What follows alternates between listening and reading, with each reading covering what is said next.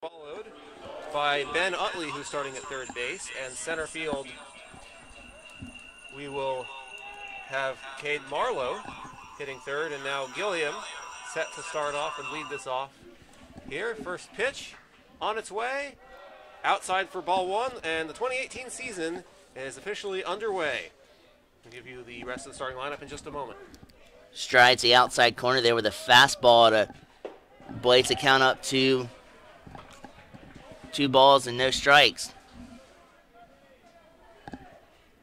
So as the gate, as I mentioned, McHugh on the mound for the Jaguars. He was returning from last year and was 4.67 was his ERA, a record of 5-1. He did throw a complete game in one of his 2 starts.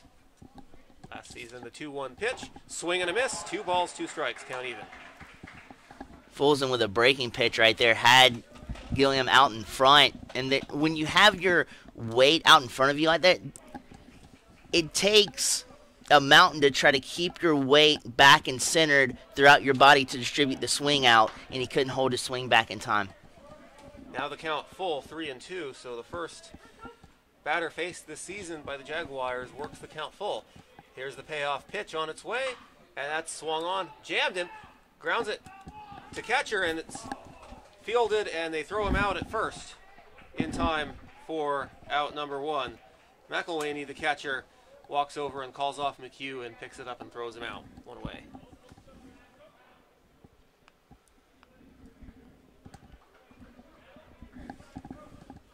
And the batter now batting second is Ben Utley at third base. So Utley is set. And the first pitch to him on its way. Swung on, chopper to first.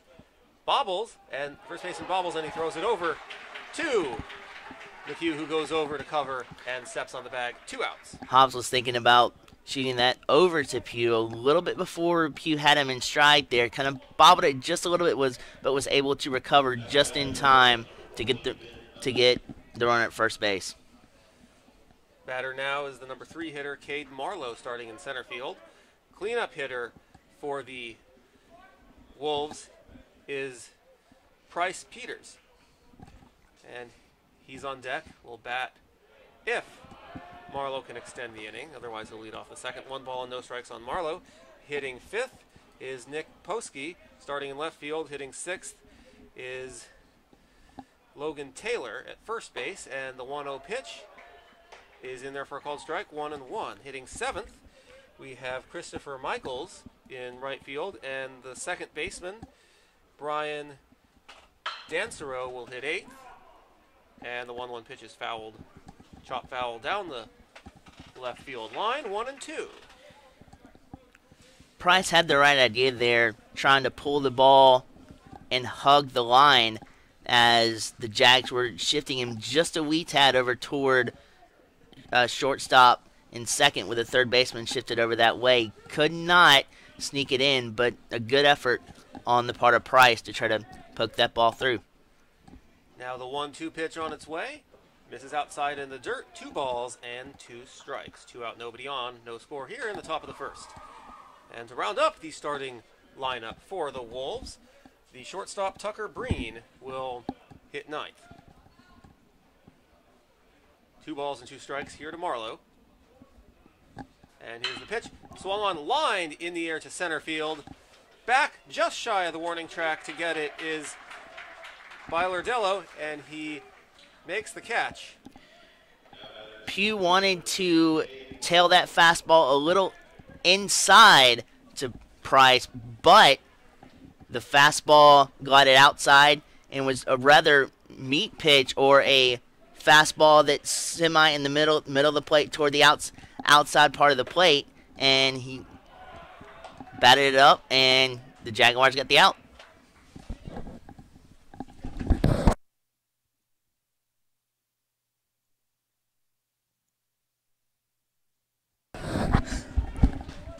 Pitch to Marlowe is past the diving shortstop, and he's on to extend the inning. And we'll see how they're going to rule that in just a moment. And they're going to rule that an error, as shortstop Wagner, in his first career start at shortstop after being an outfielder all last year, is unable to make the first play hit to him. And as we mentioned earlier, there's nothing like in-game experience. That time, Wagner had his body shifted toward second base instead of squaring his hips and being ready for the ball, had a little late reaction to it, and about the time that he got to the baseball, instead of going up, he went down to try to get it, and it booted off the side of his hip.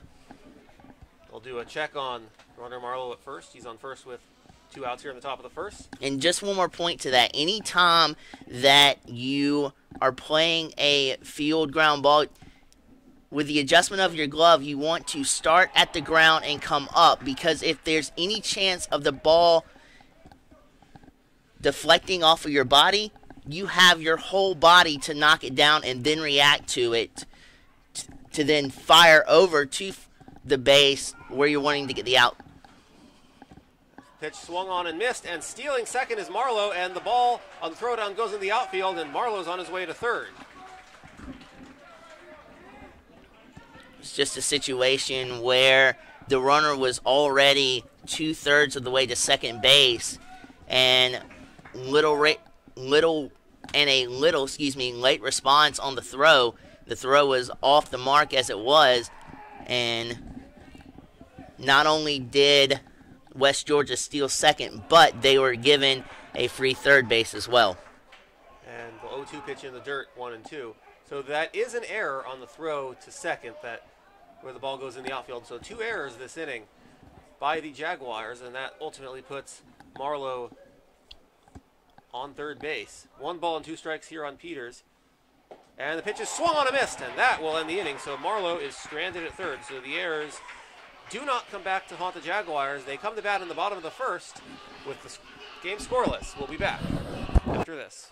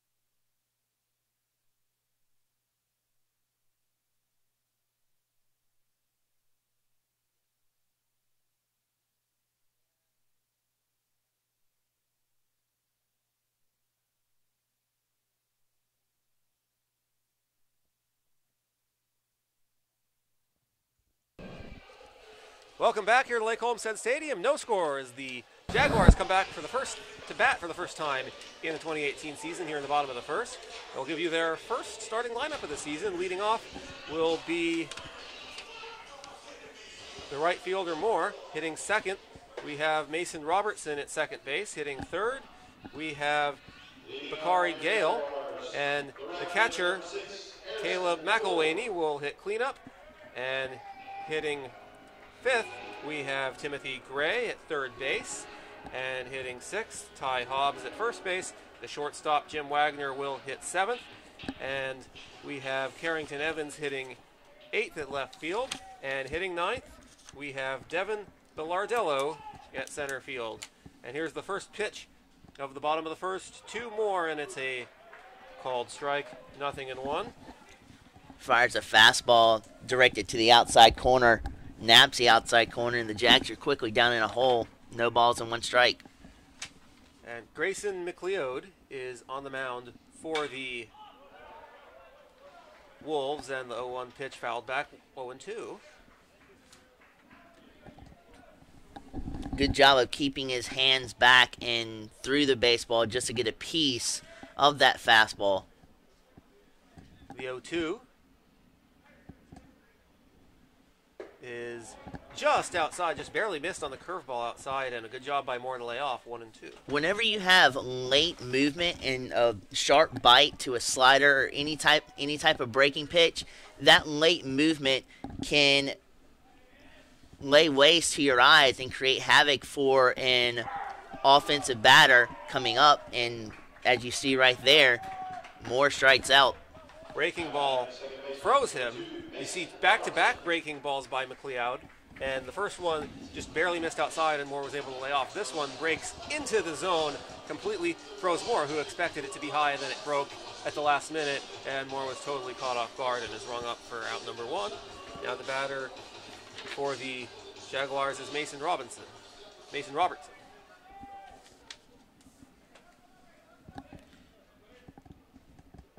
Robertson, 5'8" freshman from Jessup, Georgia, went to Wayne County High School in his Jaguars debut, and he crushes the first ever collegiate pitch he sees and fouls it back. Lord have mercy, those hands inside the baseball. Absolutely quick as lightning inside to turn on a fastball blazing in on his bat and just almost shoots it out of the park. The 0-1 pitch misses, 1 ball and 1 strike.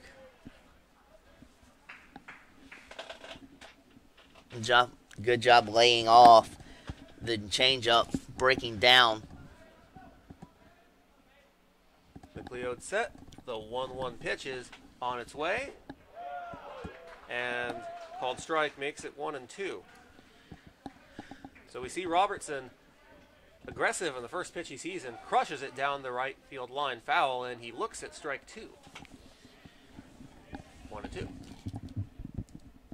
And the pitch on its way, and that one just barely misses inside, 2 balls and 2 strikes.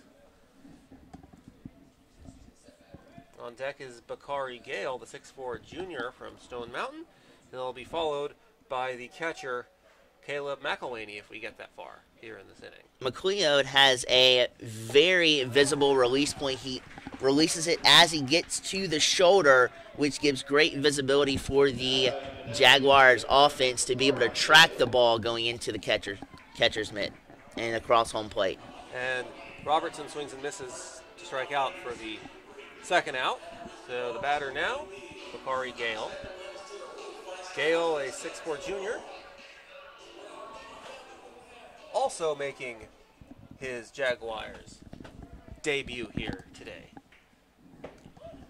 Snap. And looks the ball 1-1-0.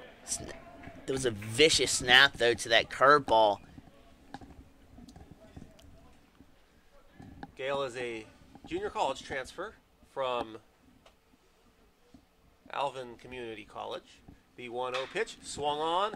That's hit down the right field line, and that's hooking. And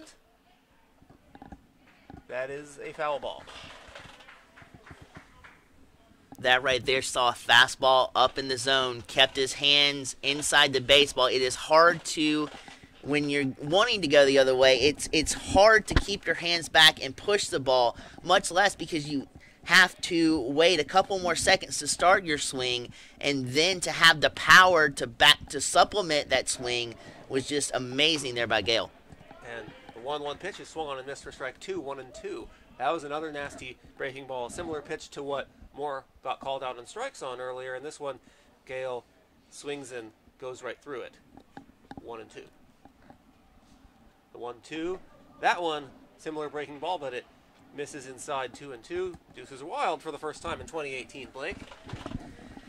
Can never go wrong with that. And here's the thing too. When you have the count tied up like this, or deadlocked at 2 balls and 2 strikes, as we see the pitch coming from McLeod here. 2-2, just missed inside. Now, in a full count, the pressure shoots back over to the pitcher, even with an empty diamond out there, not to put a Speedy Gale on first base to create havoc for the Jaguars. 3-2 pitch in the air to deep left field, and that's going to go all the way to the wall. Gales going for second, and he slides in with a 2-out double. Gale, in that instance, reminded me of a Carrington Evans, who we'll probably see later on, but the way he turned through that baseball, drove with his hips, powered through the legs, through the hips, and brought his hands inside to tower a double out the left center field was absolutely lovely, and he stands at second right now with 2 down for the Jaguars. So with 2 outs, first runner in scoring position of the year, and Caleb McElwaney is the batter. McElwaney is a 6'3", 215-pound junior from Noonan, Georgia. Another junior college transfer, one of the many that the Jaguars have this year. And he swings and misses on the first pitch, 0-1. And boy, that breaking ball we're seeing from McLeod is nasty. Has a sharp bite to it, and that's one of the things that's confusing the Jaguars' offense. With a curveball like he has, you think that it's not going to break as viciously as it does. Then that snap surprises you, and that's why we're seeing a lot of swing and misses on the Jaguars' behalf. And we see another one here, and it's 0-2.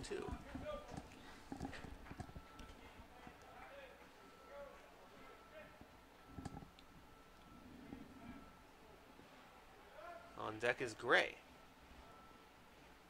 Check on the runner at second. Now here's the 0-2 pitch. Swung on, chopped, fouled on the first baseline. Count will remain 0-2. And another thing, too, is that with that sharp break that he has on his breaking balls, it can at times be hard or difficult for the Jaguars to pinpoint the rotation out of his hand and not see the bite or the spin on the ball as it's releasing from the pitcher to home plate. The 0-2, swing and a miss, and that ends the inning. So we see each team with a 2-out base runner in the first, and both of them left stranded. No score as we head to the second. Back after this. Okay, so the fraction at work.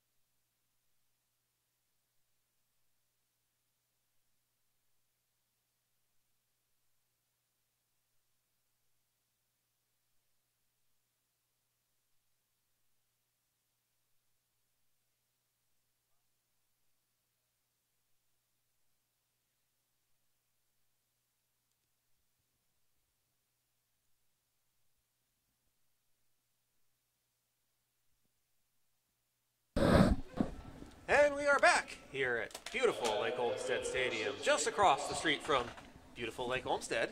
Top of the second inning, no score. And leading off for the Jaguars, or for the Wolves, I should say, is Nick Posky, and he swings at the first pitch. That's in the gap between right and center field, and almost to the wall, and a leadoff stand-up double for Posky. That right there, along with bringing your hands in, that is also a really great job of using video and scouting to scout the pitcher and know what he's going to throw, because you could almost see it in his eyes. He was looking for a fastball middle in, and he pounced on it. It's a very good job of video work by West Georgia there to get that double. That's West Georgia's first hit of the season, and now the pitch to the batter Logan Taylor is in there for a called strike. Good idea to spring that fastball low and outside instead of middle or upper outside. And the pitch is high and in, but he jams him and he hits it foul into the stands.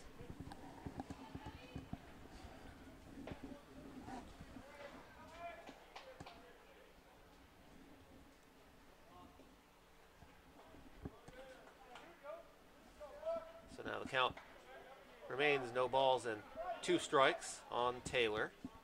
No out here in the second, runner on second. Here in the second, and the check on the runner. Making sure he stays close. Usually you like to have a 3-step lead out. If you get any further than that, then you want to try to check back with him and kind of keep him as close as you can out on the base pads. Another pitch high and in, and this one he gets all of it, and it's to the wall, and that is a home run. And it's 2-0. Wolves with the lead here in the second. That hit off the top sign and went over the fence. It rolled down the top sign and rolled through the hole between the sign and the fence and to the outside of the ballpark side for a home run.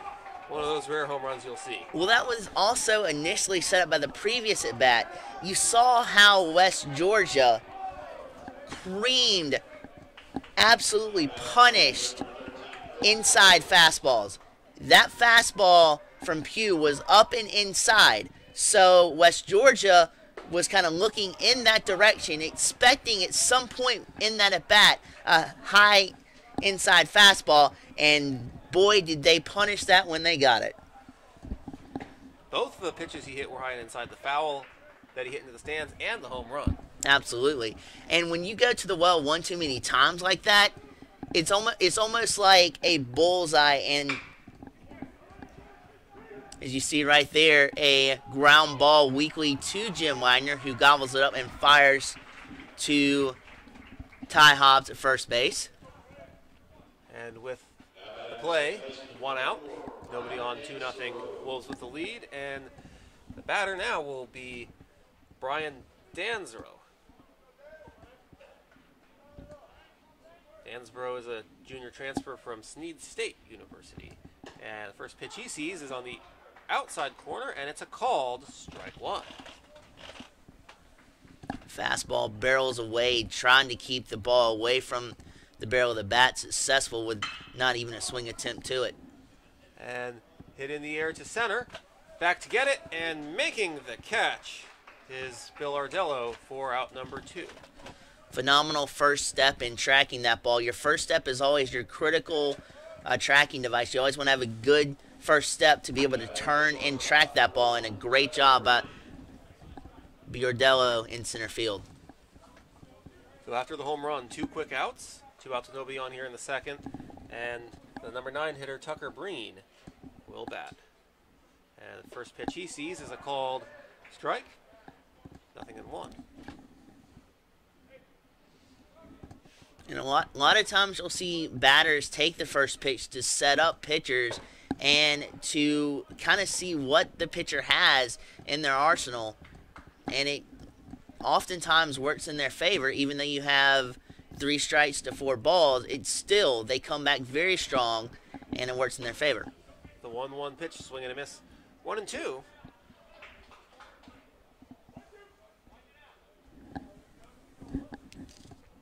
a ball and 2 strikes to Breen. And the 1-2 misses, 2 balls and 2 strikes. So deuces are wild here. 2 balls, 2 strikes, and 2 outs. Good job by Pugh, though, of changing the eye level of West Georgia here and not letting them stay in one zone. And he fouls the 2-2 pitch back to the screen. That means we'll have a do-over. After Breen, we'll be back to the top of the order. And Dalton Gilliam, who grounded out his first time up. 2 balls, 2 strikes, 2 outs. And here's the pitch.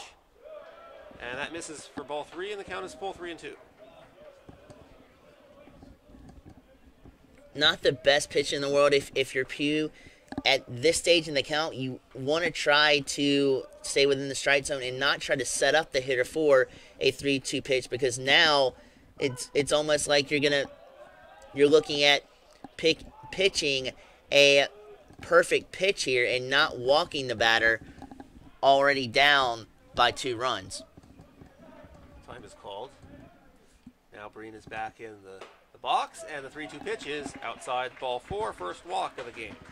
And that was just a resemblance of trying to be too perfect by Pugh there, not really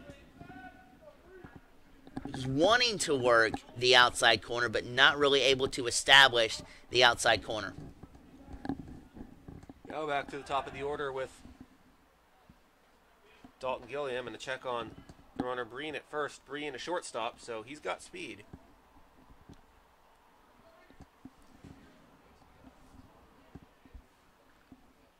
And now here's the pitch to Gilliam. That misses. 1 ball and no strikes.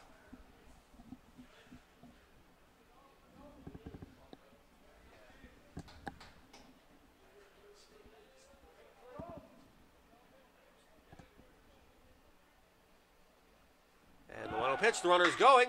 It's a ground ball to short, and the throw over to first is in time for the out, and the inning comes to an end. So the Wolves strand a runner for the 2nd inning in a row. We go to the bottom of the 2nd. The Jaguars coming to bat trailing 2-0. We'll be back.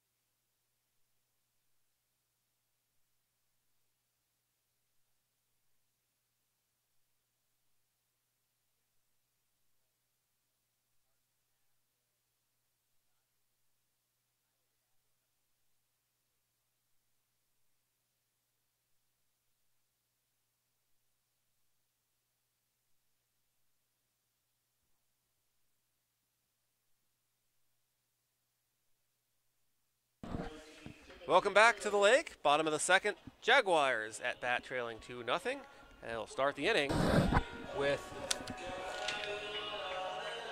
Timothy Gray, the 6-foot sophomore, local kid from Augusta here. And first pitch he sees, he swings at the first pitch he sees, grounds it to 2nd, and the throw over the first is in time for out number 1. I do like Gray's approach there, though, going the other way, trying to get his hands through the zone, working on shooting the ball toward right field is a very good approach. And batter now is going to be Ty Hobbs, the 6'2 senior from Whitecross, Georgia. Hobbs is one of the few guys returning from last year's Jaguars ball club, and the first pitch he sees is swung on and fouled back, 0-1. Ty has a lot of power within his legs, hips, cleats, and his body when he swings, but I'd like to try to see him work on cutting back on some of the swings and misses that he accumulated last year. Right now he's behind in the count 0-2, and a swing and a miss here will result in a second out, so something he really has to work on here. The power resulted in 3 home runs he hit last season. He hit 196 and scored 19 runs and 21 base hits overall in the season. Also 6 doubles and 17 RBIs. Count now 1-2.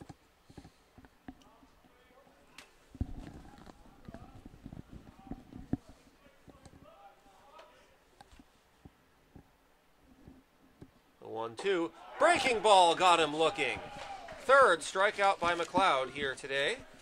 And that's out number 2 here in the bottom of the second. The curveball has a life of its own and garners another victim at the dish. That breaking ball is the reason McLeod has 3 strikeouts in this one.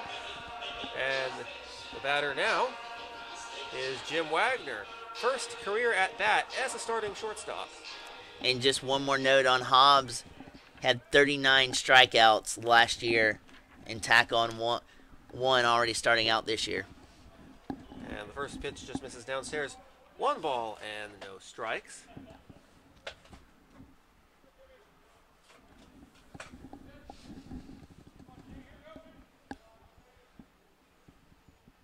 And the 1-0. Swung on. High fly ball in the air to right field. Going back to get it. And making the catch is Michael. And that will retire the side. So 1-2-3 go the Jaguars. They still trail it 2-0 as we go to the third. Back after this.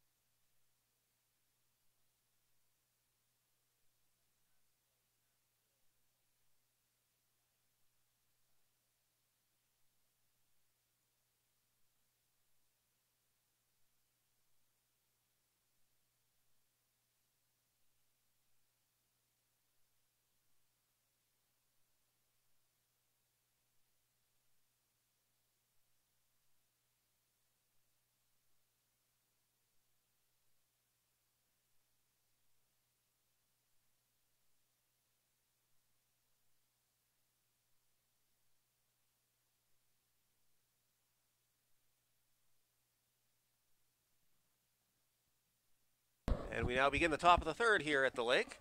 It'll be the 2-3-4 hitters due up for the Wolves. Ben Utley will start it off. He's 0 for 1, flew out to first, his first time up. Back in the first inning of play. The Wolves coming off an inning where they scored twice in the previous top half. Both runs coming on the home run by Taylor, and the first pitch by Utley is swung on and chopped foul, 0-1. There's a changeup that Utley stayed on top of, but he couldn't get his batter around to it. He did, but he got a piece of it and fouled it off. The 0-1 on its way, misses it. Oh, outside corner, and that's called a strike. Phenomenal job there of burying that fastball. Finally, it's executing a fastball on the outside corner. Sets up beautifully with a 0 ball and 2 strike affair here. And here comes the 0-2, swung on, fouled back again.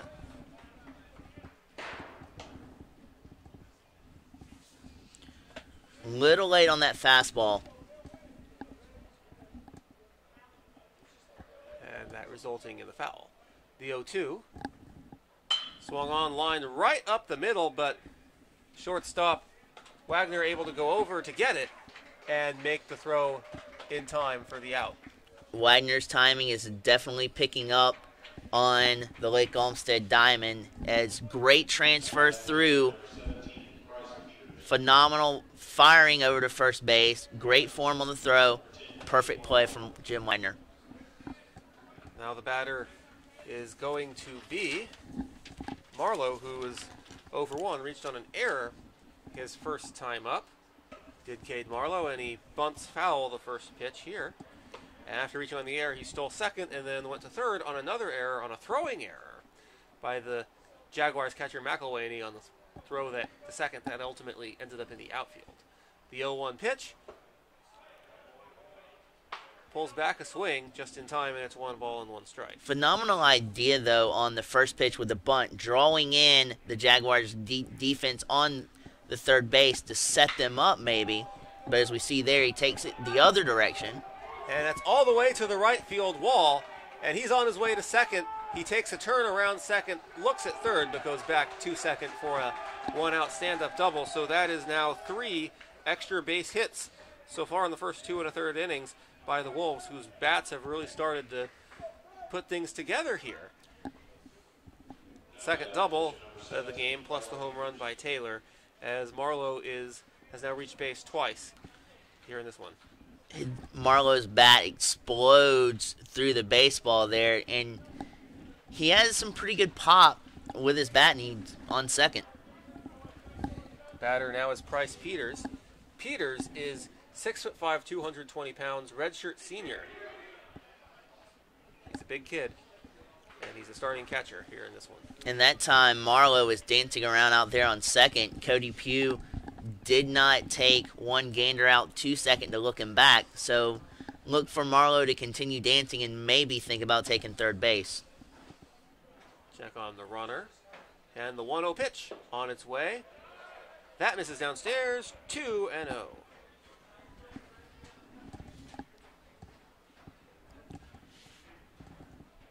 Phenomenal job here from West Georgia in tracking the ball from Cody Pugh's hand. Check on the runner at first, and Marlowe is able to get back. Green had to move a little bit over closer to first to try and stop that one from going into the outfield for the second time in this one, which would have allowed Marlowe to go to third for the second time for the same reason. That also does a secondary purpose as well. If you don't like the pitch, throw over to second. That allows you to reset on what the catcher's calling behind the plate to get a pitch you both can agree on. The 2-0 pitch, swing and a miss on a high breaking ball, 2-1.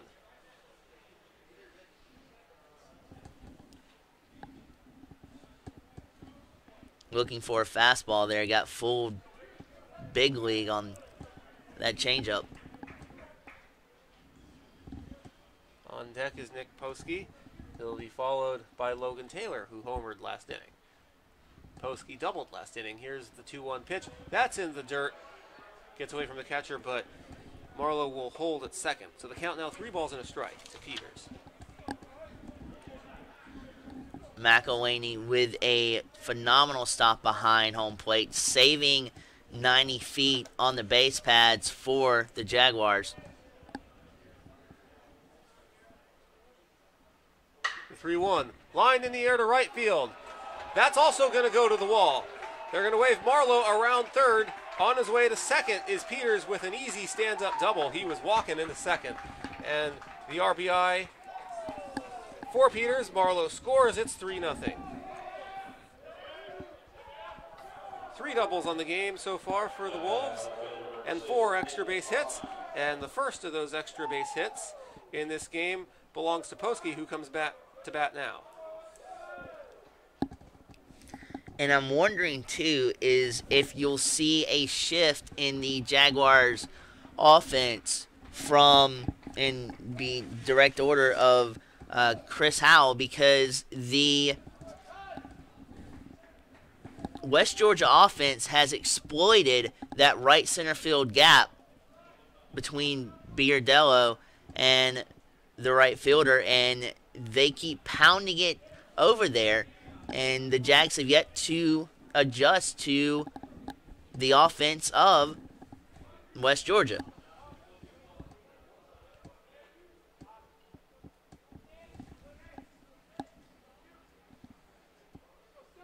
So here is Poski. Poski with the first extra base hit of the 4 that the Wolves have had in this game. That was last inning. He then came in to score on the home run by Taylor. Another look on the runner. And here's the pitch. Long-awaited first pitch to Poski is a called strike. 0-1. So get me over fastball there, establishing dominance over the center of the plate. Puts West Georgia in a hole. Not a hole they'd want to be in, but definitely a hole the Jaguars want them to be in.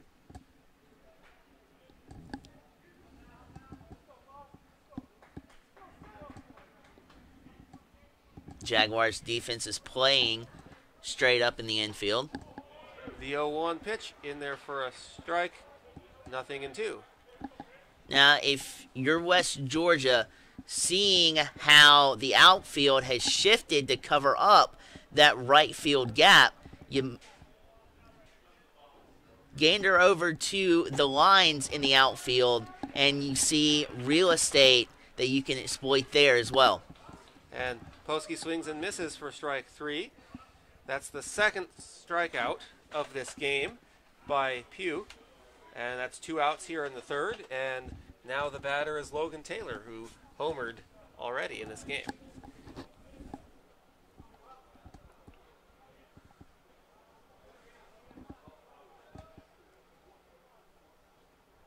The pitch is in the dirt, 1-0.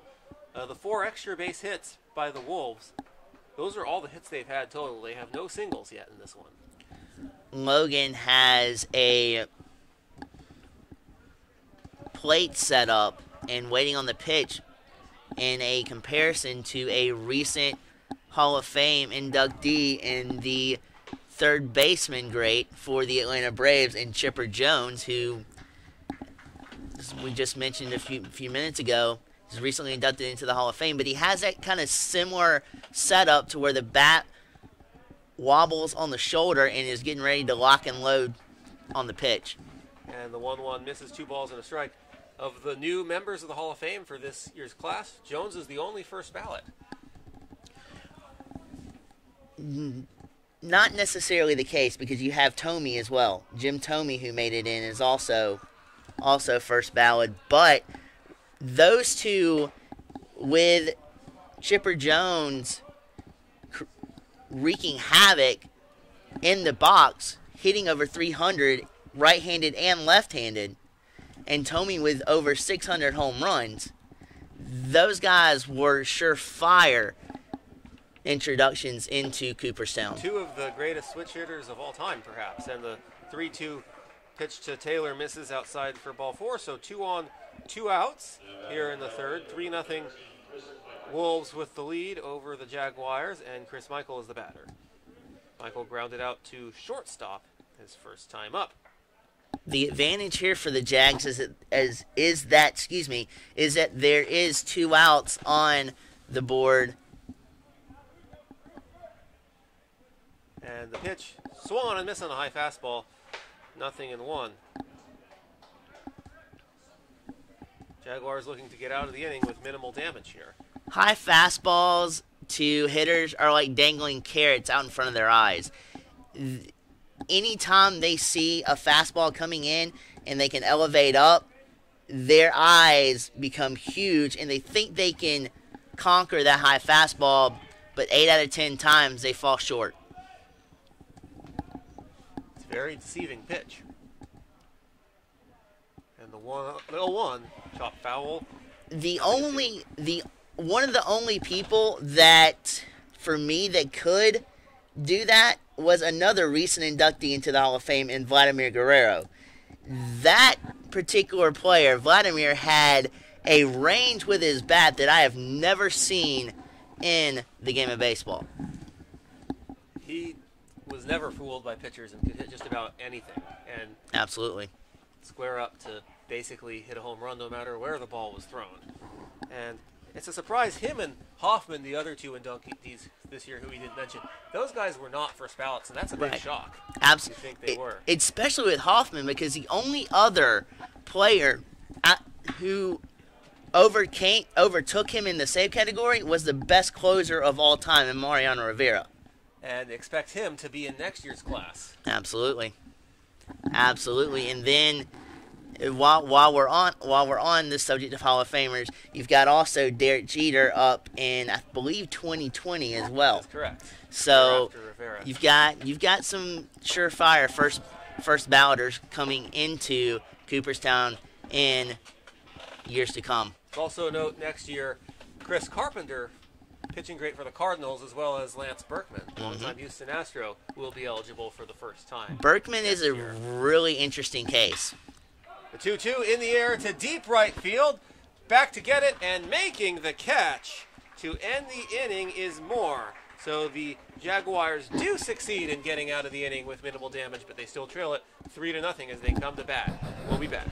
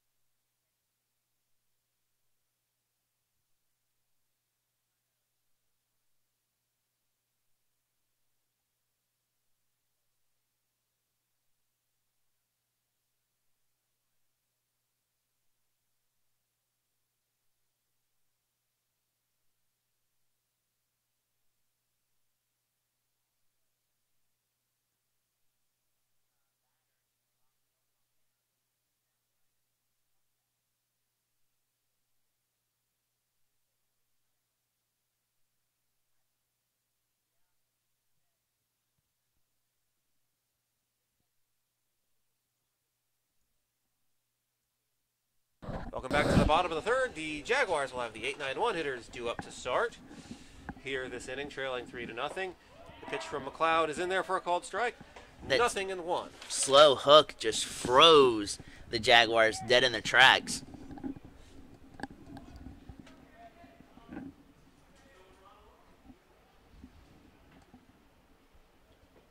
And pitch is swung on. That's line for a base hit off the bat of Carrington Evans. And Evans is on first to lead off the bottom of the third. Evans, a returner for the Jaguars this year.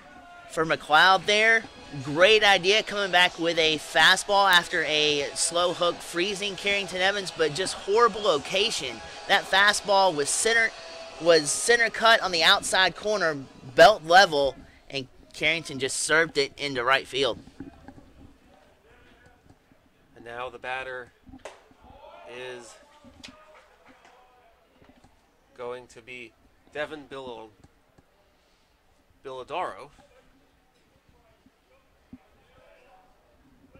A lot of these showing very good promise the first time through the order here for the Jaguars. They've just got to continue to create pressure and create instances where the counts and the baseball will be in their favor because they've had good at bats. Some of them have, and that's very telling for freshmen and sophomores.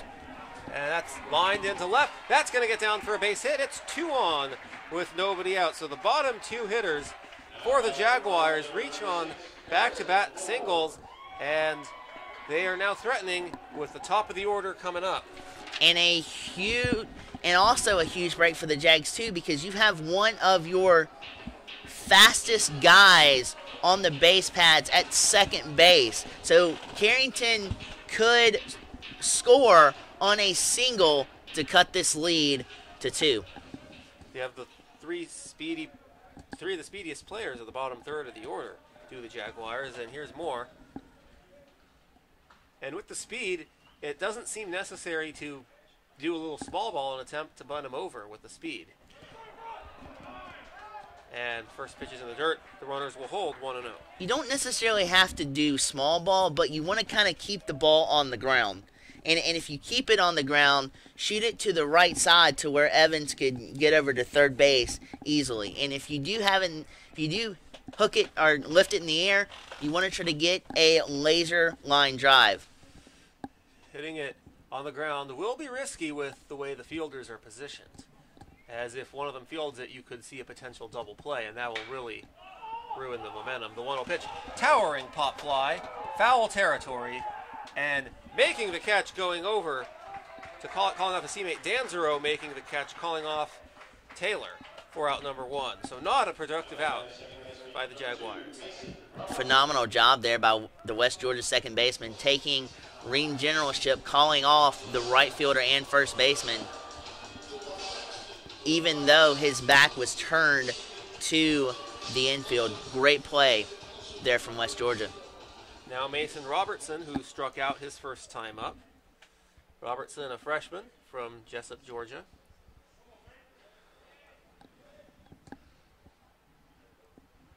Here's the pitch, and that's in there for a ball, 1-0.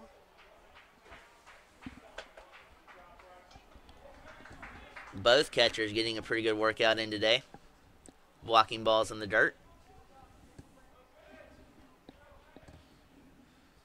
And they've also been able, as a result of blocking the balls, been able to hold the runners on base each time. And that is no more crucial than this instance right here.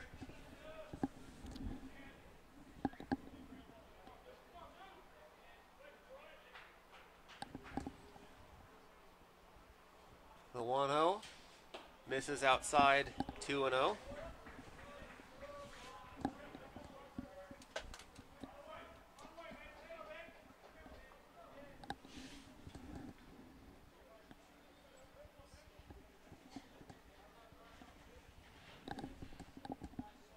And if you're McLeod here, you kind of want to bust the Jaguars inside, because you've shown the Jaguars, especially this at bat, that you can exploit the outside corner. Now you want to see if you can bust them inside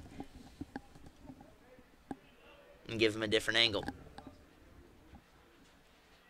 2 balls, no strikes, 2 runners on, 1 out here in the bottom of the third. The pitch misses, 3-0.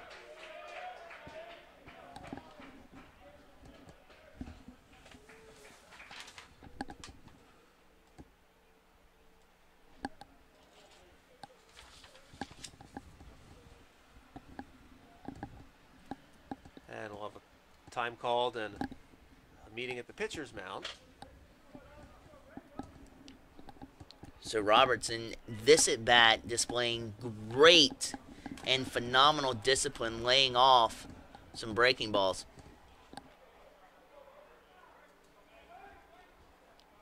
And it's good to see he's learned the discipline, as this is being his Jaguars debut, something that he was able to develop during the preseason training.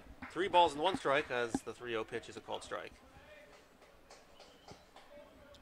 Practice is always good, and it definitely helps you extenuate gameplay, but there's nothing like live gameplay on a baseball diamond. There certainly isn't, and he swings and misses at the 3-1, and the count is full. That was a nasty cut fastball. And talk about trusting your stuff if you're McLeod with 3 balls, trusting that Robertson is going to chase, and he does. When you have a lot of your breaking stuff working and it's fooling the Jaguars, it's a ball. It's batted back. Foul territory, and that's going to go into the dugout. As the third baseman, Ben Utley, just ran out of room.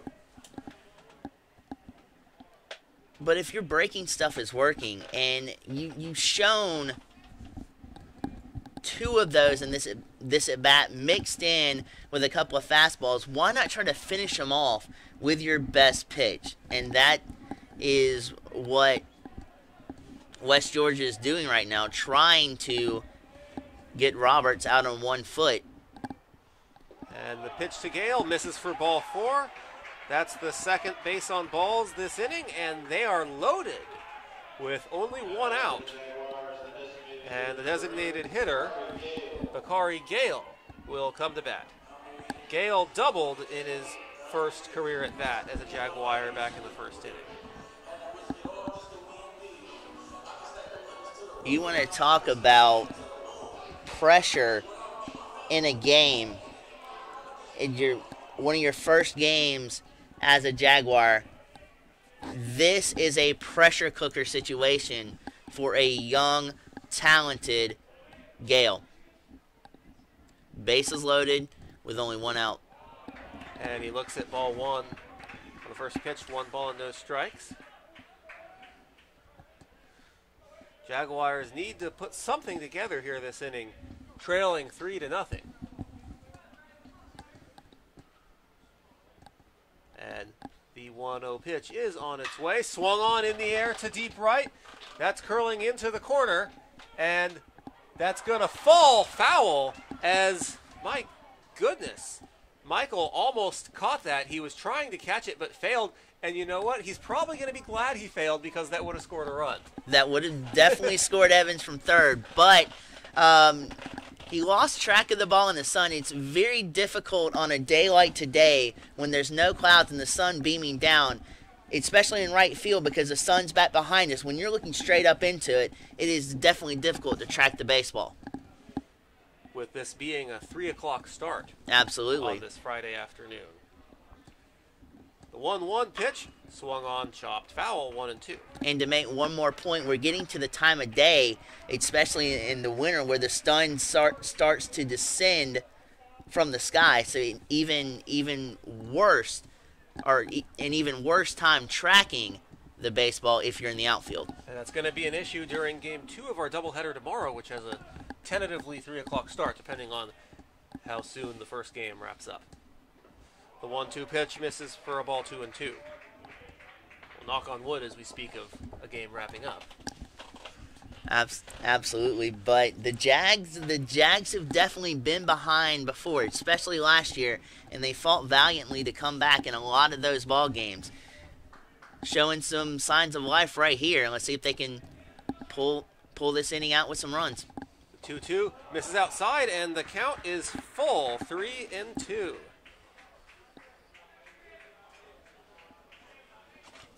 And try to axe this lead.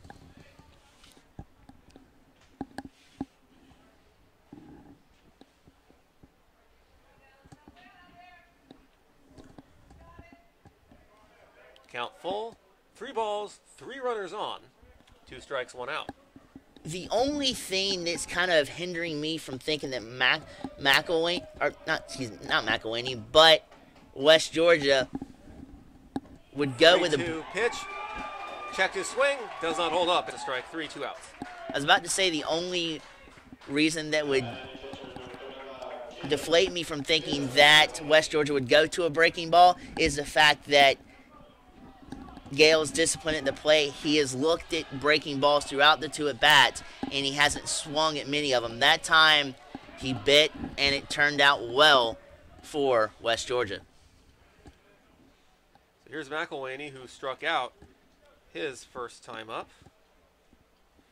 And that misses for a ball, 1 ball, and no strikes. This is a huge at-bat for McElhaney as there are 2 outs and the Jaguars need to get at least one of the 3 runners on base home to start to gradually chip away, at the very least, to consider this a victory inning. 1 ball, no strikes to McElhaney. And the 1-0 misses for a ball. 2 balls and no strikes. So the Jags are they're being patient, which is the key here to try to get a pitch you want to where you can drive.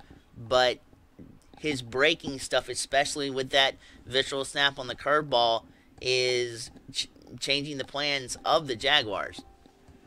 As they are really starting to make McLeod work. McLeod was cruising in the first 2 innings, and with them loading the bases, the 2 walks, and good discipline to lead off on lay-off pitches and draw those 2 walks. Absolutely. And that's making McLeod work, and now their time is called as he gets a visit by the pitching coach to talk things over to figure out how to get out of this. This is arguably tougher on a pitcher pitching with the bases loaded like this than it was for Pugh in terms of pitches and his arm getting tired, in terms of him giving up the 2-run homer earlier and the one run later. High chopper to short. Throw over to first is in time to end the inning, and the Jaguars leave them loaded and fail to score, and they still trail 3-0 as we go to the 4th back after this.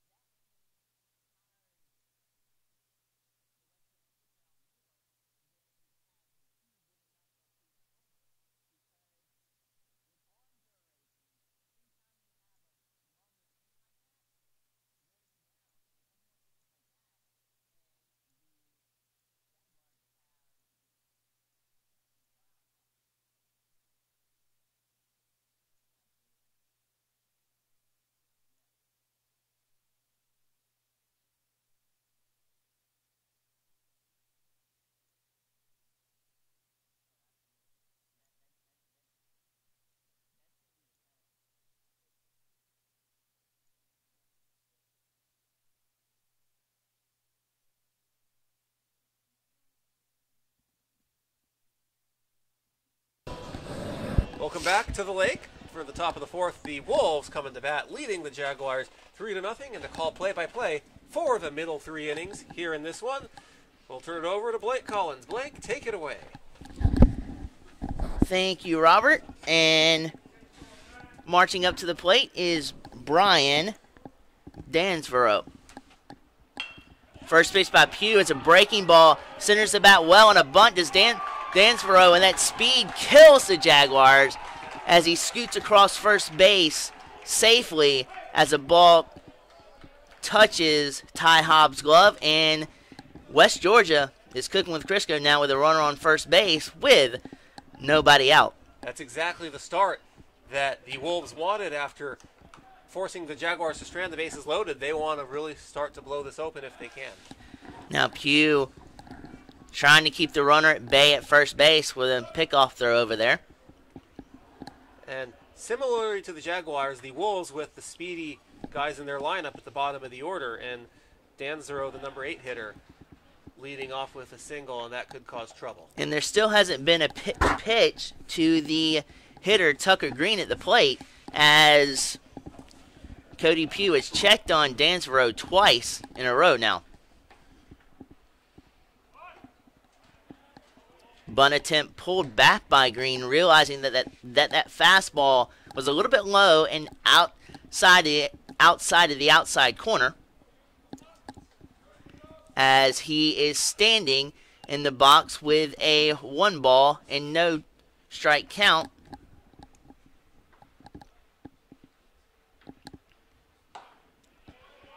Breaking ball dips a little bit low.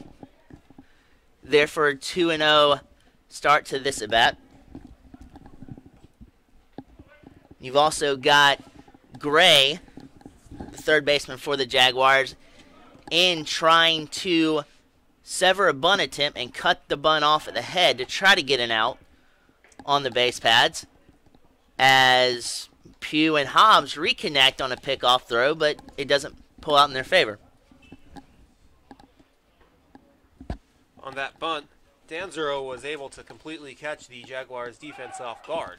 And Dansborough, with that speed, jets over to second base, but it's all for naught as Green fouls a pitch in on his hands off to the on-deck circle. Well, certainly a few wind sprints don't hurt. Absolutely. Absolutely.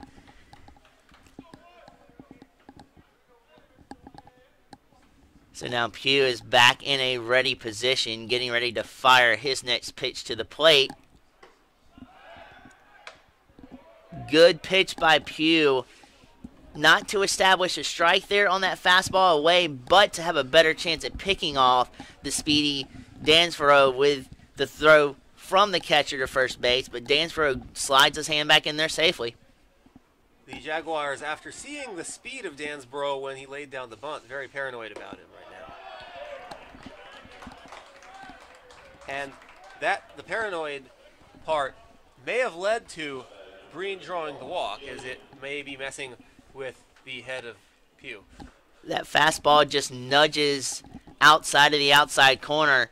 Jags wanted the call, but to no avail, as you now have the bases full of West Georgians out at first and second. And the Jaguars have woken up their bullpen here with trouble in the fourth, trailing 3-0. And the Wolves are starting to put pressure on the Jags again. Let's see if Pugh can simmer down and pitch his ball game and see if the Jaguars can stop the bleeding. So bunt out to Pugh. He decides to go to third base. An errant throw pulls Gray off the bag. Gray corrals the baseball, but the runner, Dansborough, is safe at third. So now you're looking at a pressure cooker in the fryer heating up for the Wolves. Bases loaded and nobody out, and a bad decision to go to third. And it's a risky move with Dansborough's speed, and it certainly would have been an easy out at first. But instead, first, bases loaded, nobody out. So if you're the Wolves, you want to try to avoid a strikeout, because even a double play at this point, they'll trade a run for an out, but they'll still get their fourth run if the Jags were to able to turn a double play here. With that said, both corner infielders on home, at the very least, I think you'd rather go for the force at home, even if it's just one out, than a double play and give up a run and fall behind even further. If it's sharply hit to him, if it's a weak ground ball, then you've got to take the force runner on the merry-go-round, whichever base you can throw fastest to and get the out. But if it's hit sharply to him, then both Gray and Hobbs are coming home. Pugh tries to inch in the outside corner and does for the strikeout. What a huge, huge strikeout that is. Now the infield can just go back in the potential double play depth, a double play would end the inning. It's still risky to go for it with a runner on third. Now Cade Marlowe, who blasted a double into right center field, is at the plate. Not the guy, if you're the Jags, you want at home plate right now, as Pugh is becoming a little bit more erratic with his pitches.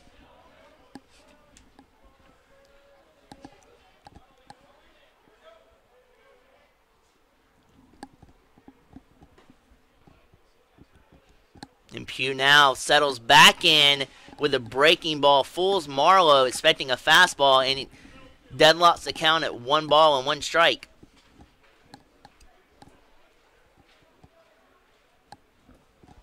You've got a massive gap in left center field for West Georgia and the Wolves to exploit.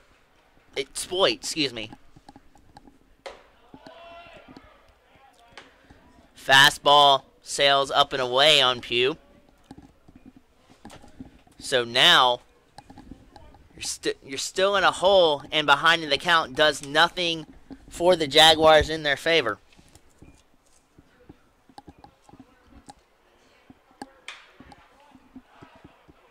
As that ball is blasted foul out to the left. Robert Marlowe's hanging in tight. He certainly is. He's now facing a 2-2 count, and he's definitely making Pugh work and obviously trying to do everything he can to get a runner home and advancing the other runners at the very least and extend the lead. Let's not forget that he has reached base on both of his first 2 at-bats in this game. Reached on an error his first time up in the first and stole second.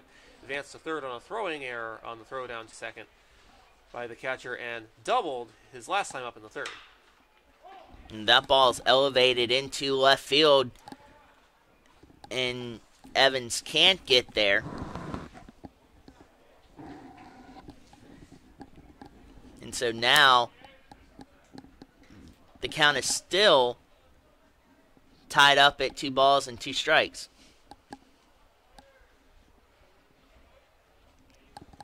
And if you're Pugh, you don't want to see a 3-2 count in this scenario because you almost have to be pitcher perfect with your pitch selection and where you're wanting to throw the ball, because a walk means a run. And that ball is conked into left field. Jags have trouble with it, trying to get it out of right field.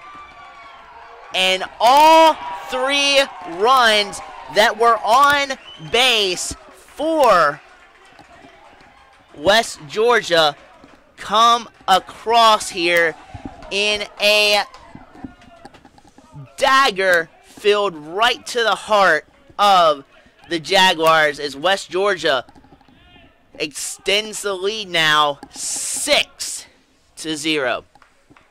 And Marlowe is having the game of his life here in the season opener, and that's it for Pugh. And we'll give him the final lines for him shortly, but 2 doubles for Marlowe plus reaching on the air. He's reached base 3 times, has not failed to reach base yet this season. And like I said, he's having the game of his life so far. Marlowe puts a jolt back in the West Georgia offense. Can the Jaguars stop the bleeding from bleeding out any further? Pitching change on the way once we return.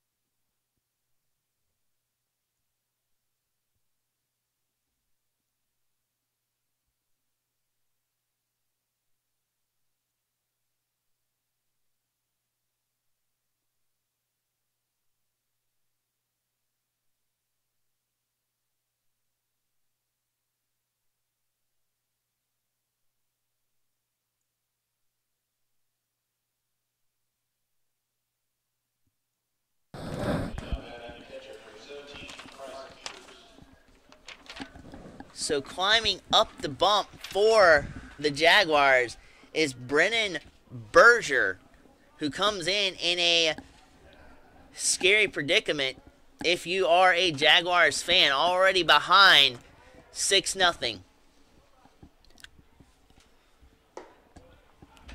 Starts West Georgia off with a breaking ball there. Does not find the strike zone. Berger is making his Jaguars debut, a 5'8 freshman from Buford. Coming in a tight spot here. A lot of pressure for a debut. And that ball's jolted to third. Bad play there by Marlowe, running into an out when he didn't have to. There was no force at third. And let's see if the runner is also out at first. It does not appear that is the case, but at least they get the out over at third on a bad running decision by Marlowe. And the bad running decision makes it a fielder's choice and takes away the base hit by Peters, who may have had an infield hit. Absolutely. So now, standing in at the dish is Nick Povsky.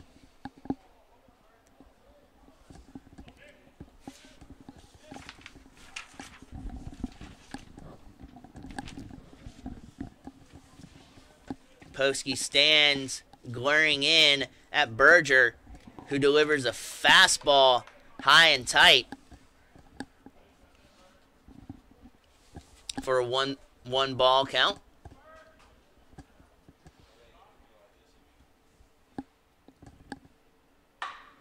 Sidewinder delivers a fastball, this time low and in, and Povsky just deposits that into left field. Evans gets to it quickly, but another run does swing across home plate, and the bleeding just keeps on bleeding out. It is now 7-0. And the Wolves, with now 7 extra base hits in this game, they just keep pouring it on. Finding holes in the outfield of the Jaguars and just depositing where the speed cannot come up to catch the baseballs. And that ball is roped down the third base line, just barely foul. About a centimeter or two foul. So you've got a Povsky on second. And up at the dish now is Logan Taylor, the first baseman, who's definitely placed his stamp on this game already, earlier on. And that ball falls in front of the Jaguars in the outfield. And now Taylor, who already has a home run, is standing at second base. Both him and Marlowe for the Wolves have reached base on each at-bat so far in this game, in this season. Taylor with the home run and also reached on a walk, his second time up. So the bats are firing on all cylinders for the Wolves, and they keep running in this pack, and the Jaguars cannot seem to leap out of this attack from the Wolves. This is the 9th batter to come to the plate. Or correction, the 8th batter to come to the plate here this inning for the Wolves. And that slider slides into the heart of the plate. So a little bit late on that slider and battles it back over toward our way. And with the continuing onslaught we're seeing from the Wolves, that brings Pugh's final totals to 7 earned runs. And that ball from Berger, fastball that slides out of the reach of McElwaney. And the onslaught, as you just mentioned, Robert, it's definitely seething to continue right now.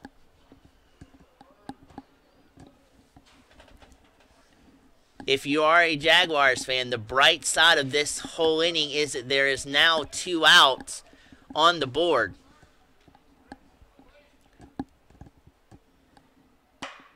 And that ball is tapped over to shortstop. Wagner has another chance. Low throw this time, but corralled beautifully there by Ty Hobbs. And finally, the bleeding is put, a Band-Aid has been put over the bleeding for now as we migrate into the bottom half of the fourth inning. The Jaguars had some serious work to do to creep back into this game.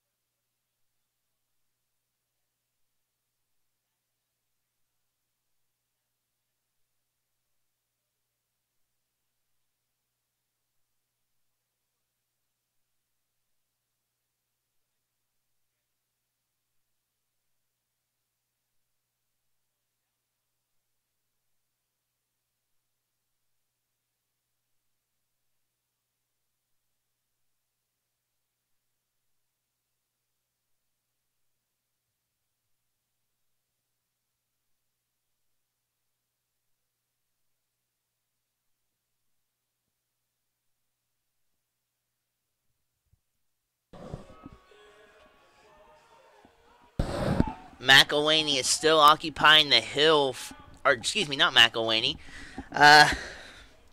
McLeod still occupying the hill for the Wolves as he fires a first pitch high on a fastball. In his next delivery, changeup falls right back into the strike zone. Great pitch there from McLeod.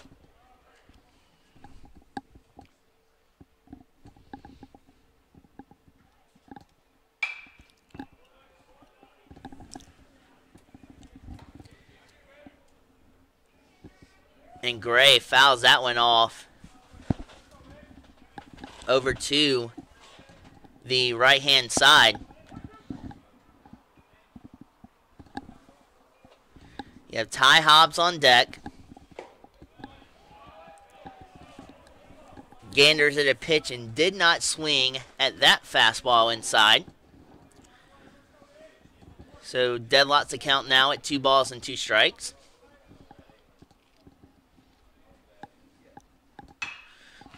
Elevated that fastball. Might have gotten away with it, though, as that ball was lifted into right field as the Wolves put the kibosh on that fly ball. And it is 1 down here in the bottom half of the 4th inning.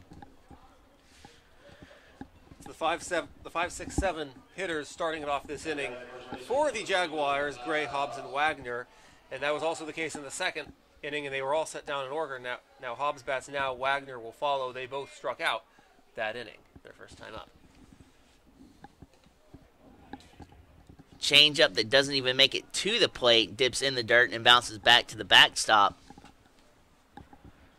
Is your first pitch of the Hobbs at bat.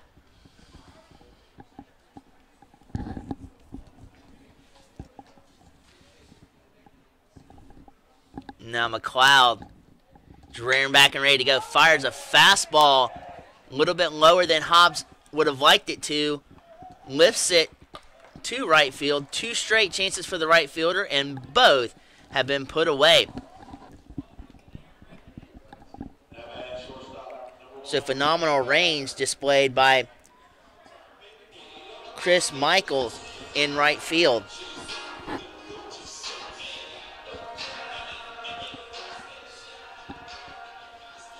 And now, one of the hottest bats last season comes back up to the... Well, later on last season comes up to the plate, and Jim Wagner, he started off last season, the bat struggling a little bit, came around toward the middle part of the season and finished up pretty strong for the Jags. And he is now down 1 ball, or he's up 1 ball and no strikes, and he scolds that one into center field off a line drive. And the Jags have a man on board in the bottom half of the 4th inning. And one of the big differences in this game, the Jaguars have been getting a couple hits, but they've all been singles, and the majority of the Wolves' hits have been extra bases, and that's one of the big reasons why the score is 8-0. Putting the power behind the bat and just elevating pitches, the Wolves have been outstanding on offense. Now they're on defense, and they have 2 outs against Carrington Evans, who looks at a slider, slides inside, breaching the inside corner. So it is a no ball and 1 strike count. Curveball just edges outside of the inside corner.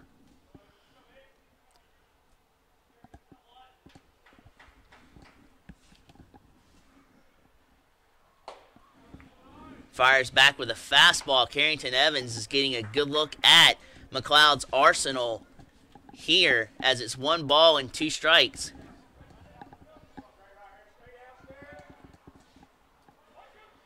Got a modicum of room over at first base with the first baseman holding the runner at first. And does not matter, though, as Evans tries to elevate on a high fastball, but swung right through the baseball. As we head into the 5th inning, score still remains 8-0.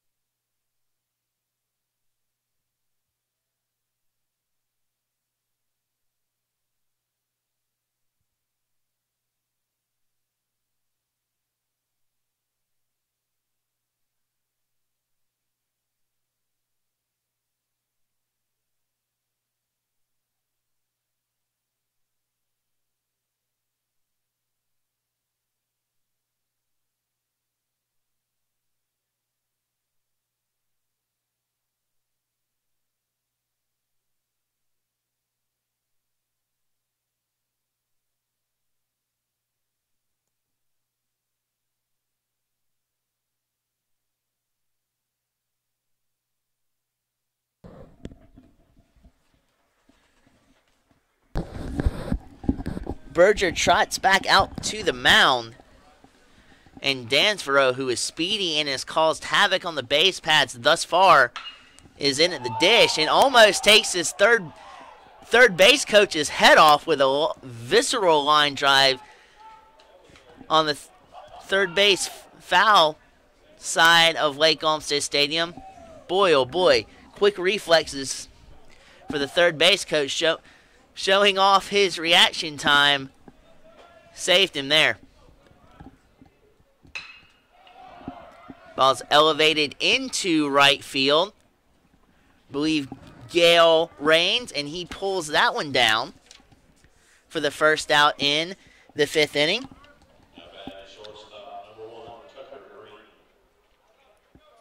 Or excuse me, was more in right field instead of Gale. My bad. Michael, after the flyout, now 0 for 3 in this game. He's the only Wolf to not have a plate appearance in the 5-run fourth. And he takes a fastball riding that outside corner, and it hits. Thought he misfired on a changeup, but it catches the low part of the strike zone. So it is now 0 balls and 2 strikes.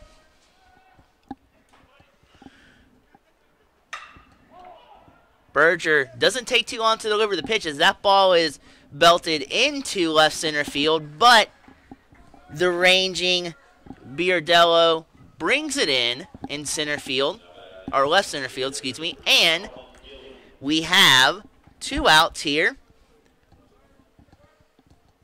with the Wolves running out of options in this half inning if they want to muster any kind of offense here in this 5th inning. Well, it's game time if they want to do that with 2 outs. Absolutely. They've been able to display the power here today with some clutch 2-out hits. And that Wagner showing off his range over at shortstop deep in the hole. Fires over to Hobbs, and that will do it for your top half of the 5th inning. The score hasn't changed much. Can the Jags get some giddy up in their bats and try to creep up on this lead as they are down by 8?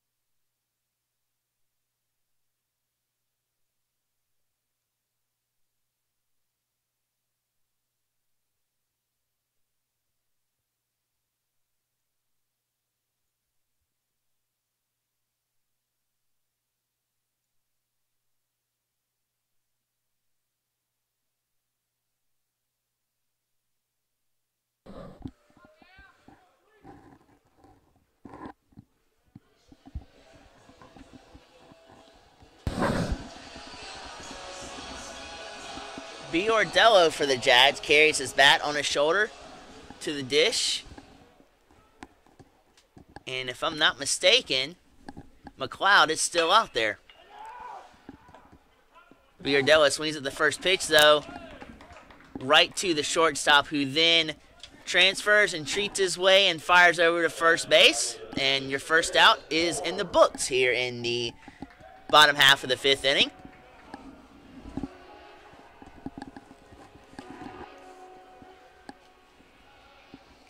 And now we'll migrate to the top half of the Jaguars order. And Moore stands in looking to strike some type of fire here under this Jaguars offense, who, as we mentioned earlier, has strung hits together, Robert, but they haven't been able to sustain any type of pressure outside of that 3rd inning when they had the bases loaded. Well, leaving the bases loaded with 1 out and not being able to score any runs is a big momentum killer, about as big as you can have in this game, and that ultimately kick-started the 5-run top of the fourth we saw from the Wolves, which they used to blow it open. Moore's trying to be as disciplined as he can, taking the second pitch for a strike. The first pitch on the at-bat was a ball, and McLeod's last pitch he delivered falls off the table and almost into the dirt, as Moore is now ahead in the count, 2 balls and 1 strike.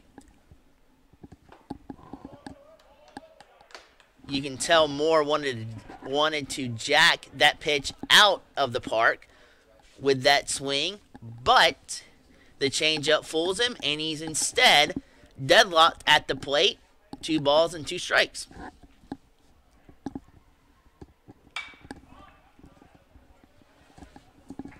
Moore gets some aluminum on that pitch and scours it back foul to the right side. On a beautiful day here at Lake Olmsted Stadium. Last night it rained just a smidge in Augusta, but you couldn't have asked for a better day for a baseball game here right now, as Moore goes down and takes a trip back to the dugout, packs his bags as he looks at a 3rd strike. And that was absolutely nasty pitch by Berger. It looked like it was going to miss way inside, but it turned out it was a curveball, and Moore had to turn away from it to avoid potentially being hit. But little did he know it was going to curve right over the plate, and he was going to get rung up. And that ball is belted into right field as Robertson does his part to try to initiate some offense, but comes up short as the right fielder for West Georgia, believe that is Michael, is having a heyday in right field and getting a workout in tracking balls down as we migrate up to the 6th inning. West Georgia has an astounding 8-run lead.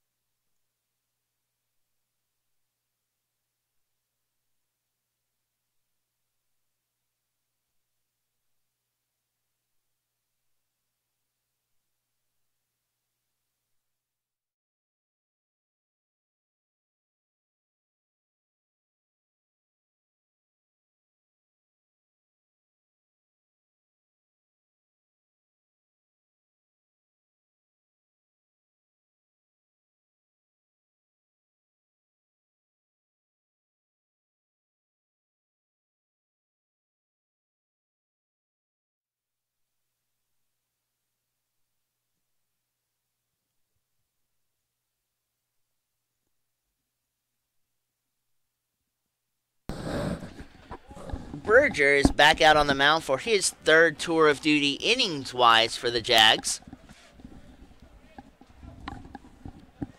And as you see, the shadows now start to creep over the pitcher's mound as that pitch from Berger hits West Georgia, and I believe that was Utley who is taking his base, as Marlowe will now stand in, but the shadows over the infield will play havoc on the batter's eyesight, although it is, I should say, when it's half and half, the shadows now are creeping over second base, so you pretty much have shadows to deal with, so it won't be as bad as it would be if it was half and half on tracking the ball. Berger comes back with a sizzling fastball over the outside corner and nails the outside corner. So it is now even at 1-1. Marlowe again continuing to swing a hot bat. This time, that pitch falls just under Moore's glove out and right.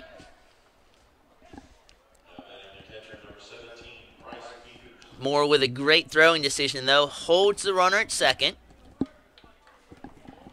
And believe you have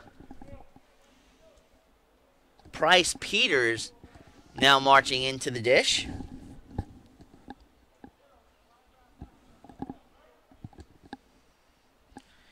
This West Georgia offense, Robert, has come to play here at Lake Olmsted Stadium today. Well, they've definitely waited a long off season, a long time for this game, and they've been ready for a long time, and they're showing definitely no sign of rust here. Very good offensive day for the Wolves. Great start to the season as that particular pitch scoots over to the right-hand side batter's box and away from McElhaney. And it is even at 1-1. And with the fire that the Wolves have displayed right now, with the firepower, you would think this bodes definitely well for the rest of their season after this weekend. As that ball is up and in tight. As Berger now is falling behind. 2 balls and 1 strike.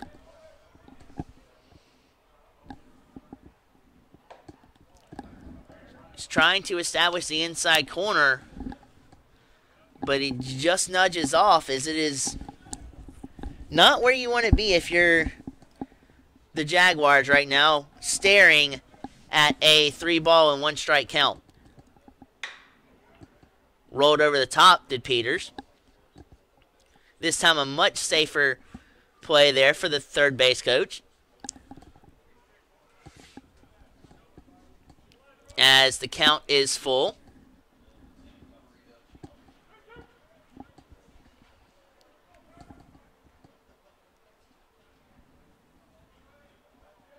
Runners at second and third.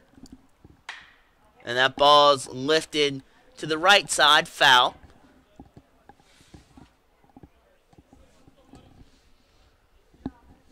As a base hit, quite possibly could bring home their 10th run. It will definitely bring home their 9th. As that ball soars out of the zone on a fastball. And just like the Jaguars did in the 3rd inning with the bases loaded, the Wolves respond and counteract here in the 6th inning with their own version of the bases juiced. With nobody out, and we saw the Wolves do so in the 4th as well, loading the bases with nobody outs. In that instance, all 3 runners scored, and that was 3 of 5 runs scored by the Wolves that inning. We'll see what happens here. Now the Wolves will hand the bat off to Nick Posty.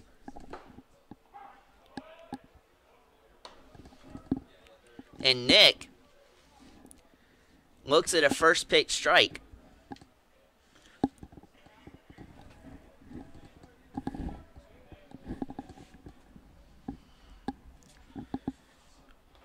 Berger tries to conduct a slider on the outside corner, but it slides way too far outside.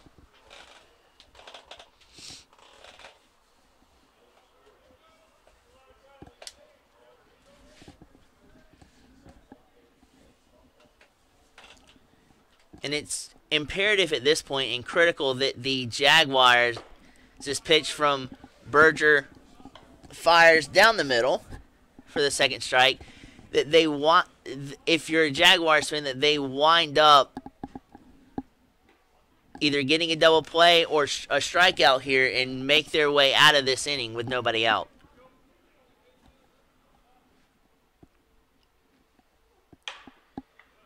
Fastball veers off the end of the bat to the visiting dugout. Foul.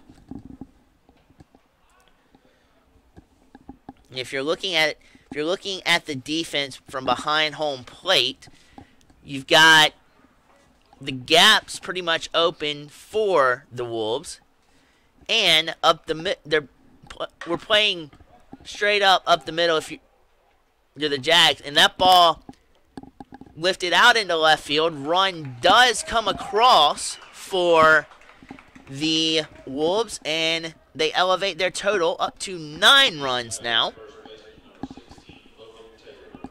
Sacrifice fly, and they manufacture a run. Blood, sweat, and tears a lot of times is a very fruitful way to manufacture runs. And they continue to pour it on the Jaguars. That ball is tapped over foul by third, where Gray resides, but he didn't have to travel far because it was already in the left side over by the bullpen by the time he got to the line.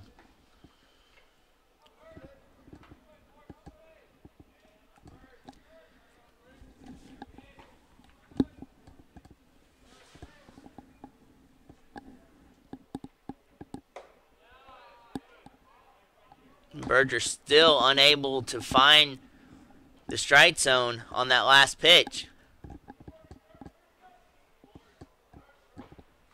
It's 1 ball and 1 strike.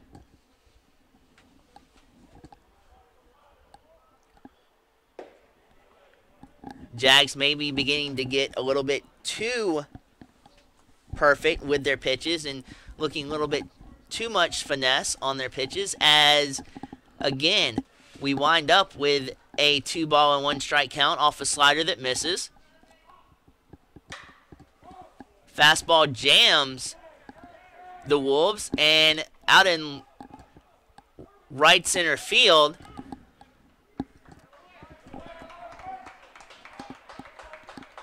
Biodero corrals it, and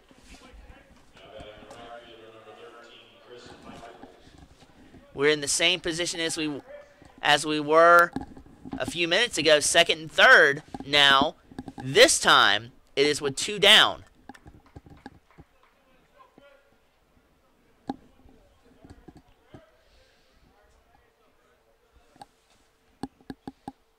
Sidewinder fires. Skied into center field. Biodero has it in his grasp, and the top half of the 6th inning winds to a close. Jags are running out of outs.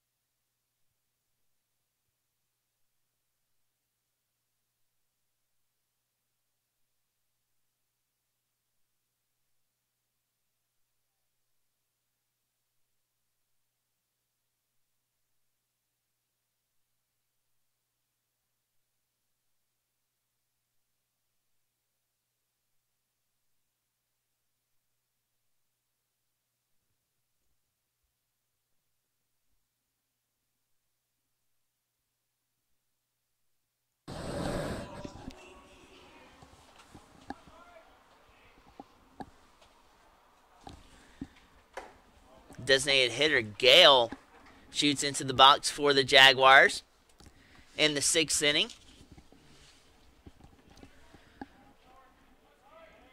Almost moves him out of his boots on a fastball up. Curveball with a sharp curve to it. Misses from McLeod. That fastball is raked down the right field line. Fair ball, and Gale will shoot on into second base with a stand-up double. And boy, do the Jaguars need a start to the inning like that. An extra base hits after manufacturing a couple singles here and there. An extra base hit to start is huge. Hopefully that will...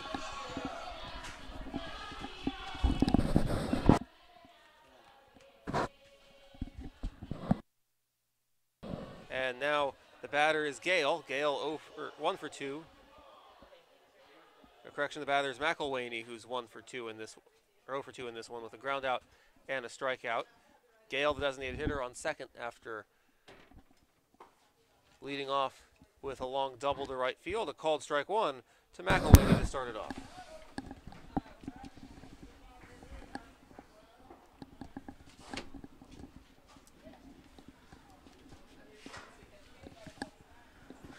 Okay, so Gale's your suitor at second. And that ball is roped into center field in front of the center fielder, and Gale will, after play at the plate, stretch his leg across, sliding past home plate, stretching his leg back across, and the Jaguars scoot on the board 9-1. So it's taking them 6 innings to strike back, but they do so off of 2 crucial hits.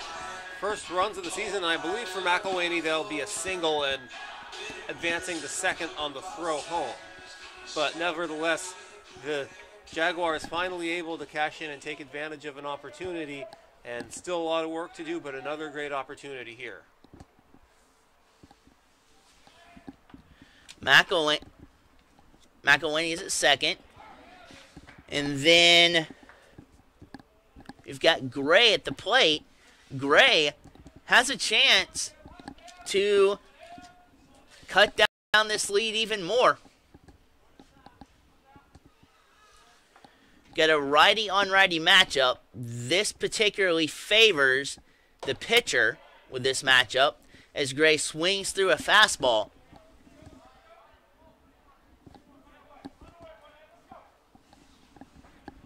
And Gray now is down in a hole, 0 balls and 2 strikes.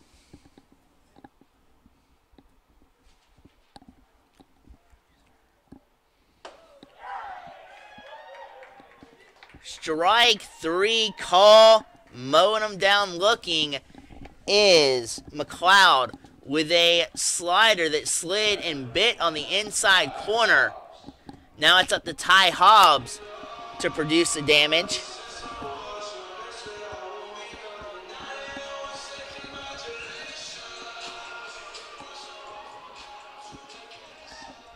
And then with Jim Wagner on deck, this is the heart of the Jaguars' order.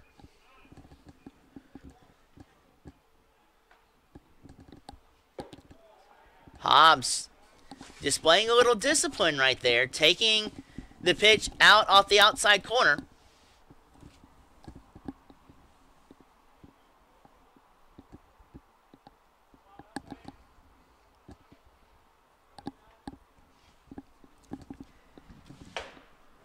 This time, McLeod decides to bust him up and in to possibly open up the inside part of the strike zone. And if you can jam Hobbs, that's the best way to try to get him out, as he loves to extend his hands through the baseball.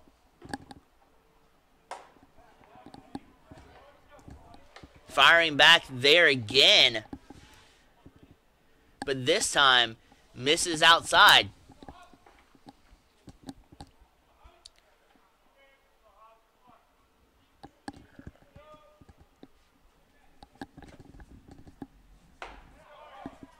trying to execute a pitch over the inside corner, but fails to do so in the Hobbs at bat.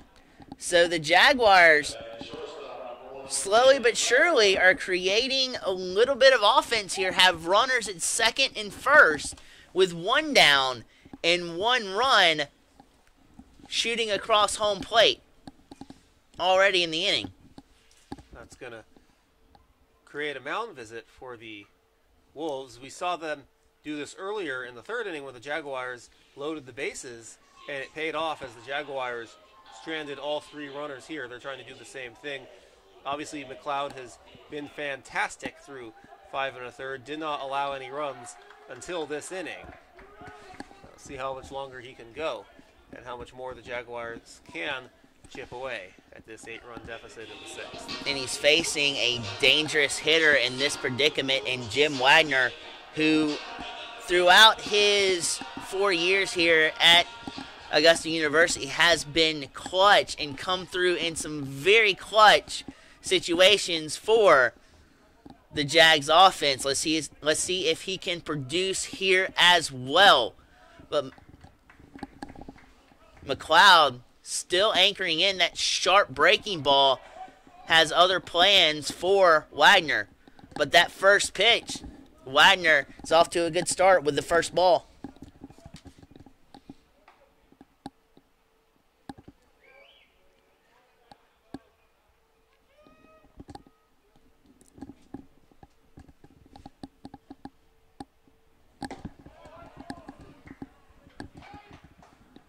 Wagner again doing some ball gazing as he doesn't take the bat off his shoulders there for the second ball.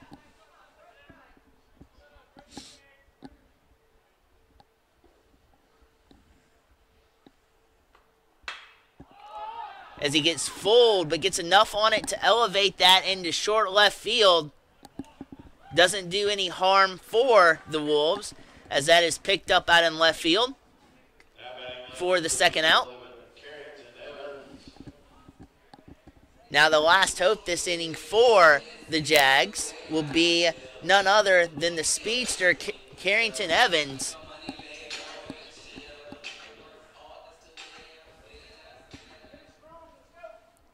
Evans struck out his last time up, also singled in this game. He's 1 for 2.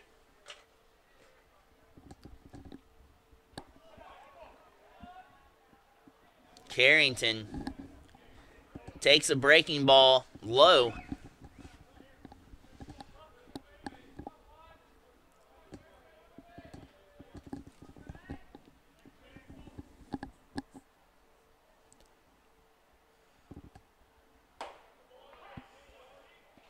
Fires a fastball right down the heart of the plate, making McLeod work.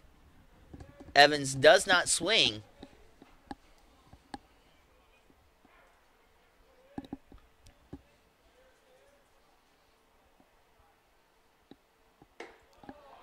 Fastball pegs outside of the outside corner. So it is quickly now a 2-1 strike count.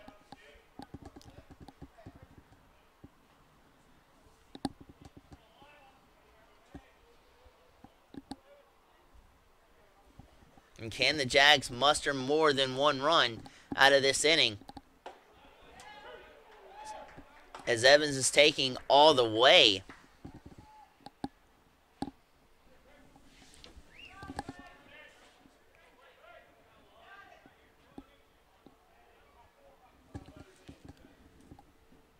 The count now is deadlocked at 2-2. Curveball. The snapper freezes Evans, but was a bit outside.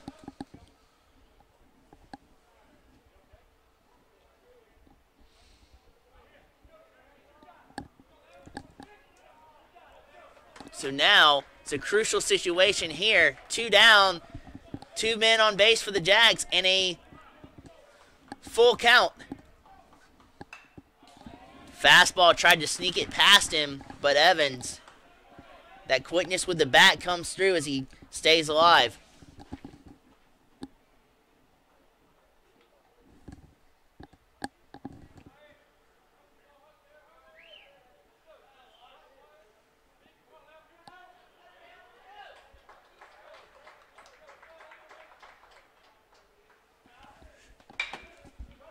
And that ball's pounded into the ground to third.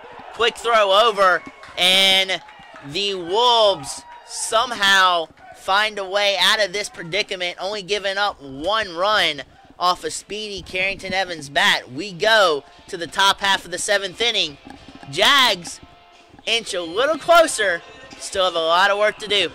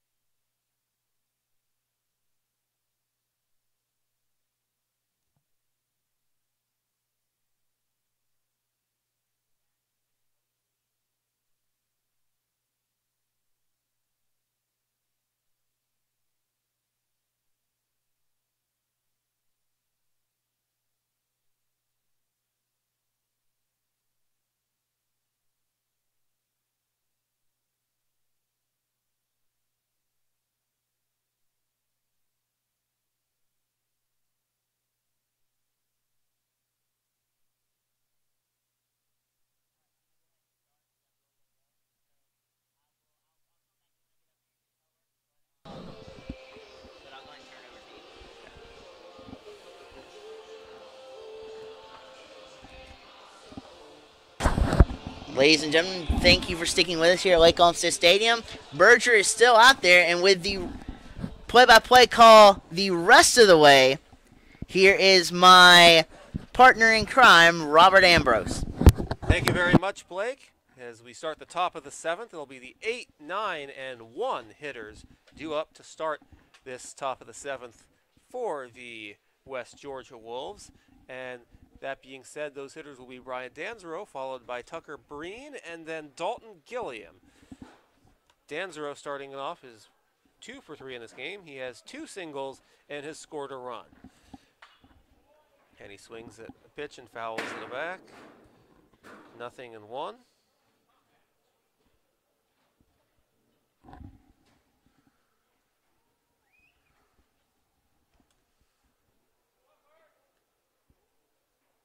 And the 0-1 misses, 1 ball and 1 strike.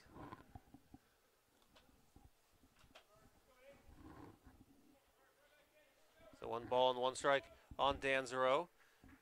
Berger still on the mound for the Jaguars. The 1-1 pitch swung on, chopped through the hole on the left side, right between the shortstop and third baseman into left field for a leadoff base hit, and Danzero has now reached base for the 3rd time in this game on 3 singles.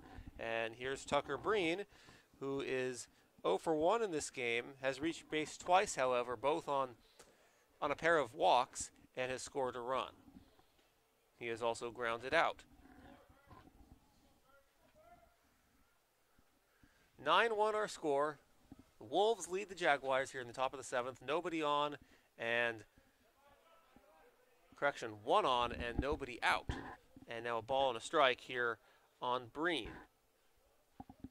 Tucker Breen is a junior from Marietta, transfer from East Georgia State University.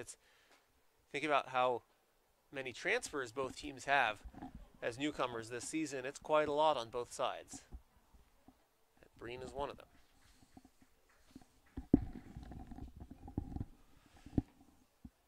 The 1-0 pitch misses, 1 ball, correction, 2 balls and no strikes. The Jaguars last season were right in the middle of the conference standings at 10-14 in conference play, and 21-25 overall, and even 500, 11-11 in non-conference play were the Jaguars in 2017. That's through the hole on the left side, exactly in the same spot where Breen hit his single, and at bat a go. And correction, where Danzero hit his single and at bat a go, and now Breen hits one in the same spot, 2 on with nobody out off a pair of singles from the bottom 2 guys of the lineup. And we're back to the top of the order now with Dalton Gilliam. Gilliam is 0 for 3 in this game. He reached on a fielder's choice and scored a run, but also grounded out twice. The Wolves looking to continue to blow it open. They did so last inning, adding an extra run. That's down the left field line. That's a fair ball. Danzero around to score, and on his way to third is Breen, and a double for Gilliam. It's 10-1, and the Wolves continuing to pour it on, and things continue to go from bad to worse for the Jaguars.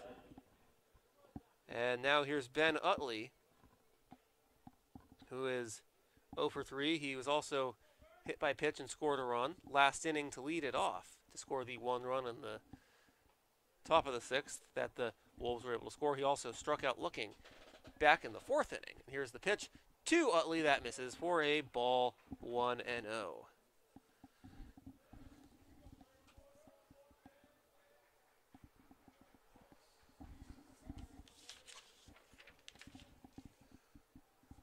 And now the 1-0 pitch swung on into left field. That's a base hit.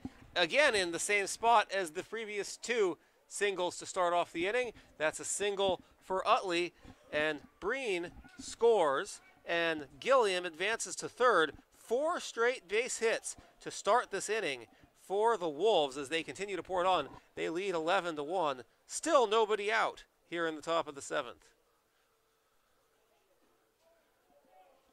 This is a very young Jaguars team who will hopefully learn a lot of lessons after this one, as this being a rough start to the season so far. And we have a pitching change as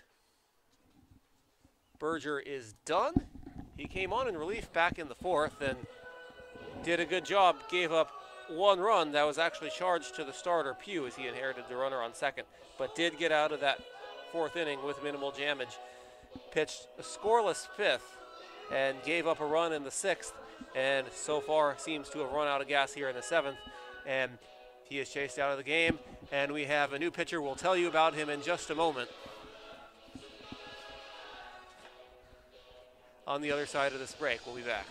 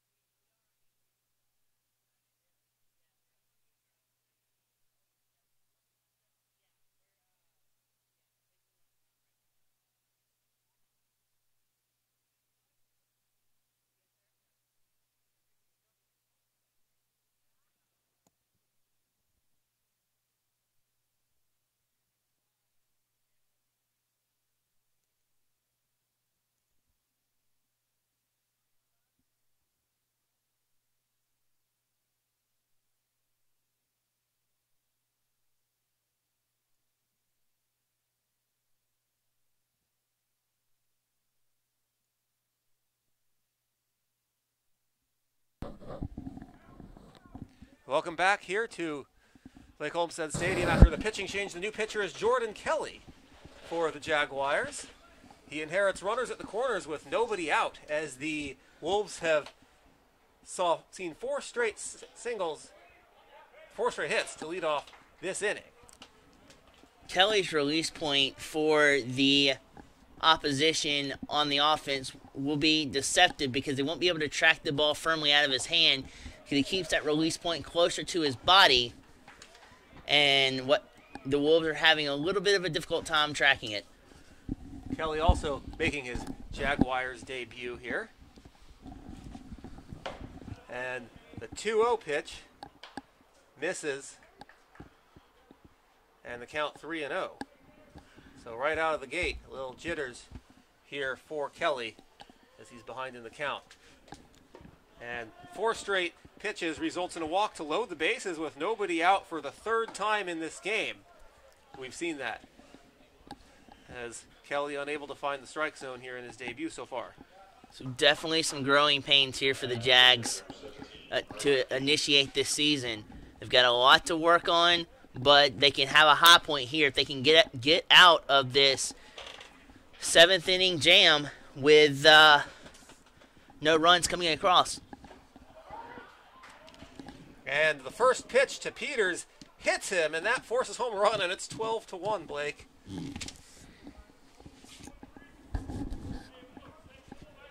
This West Georgia team, as the season goes on, will be a serious contender for all who they face. Just spanking the Jaguars right now.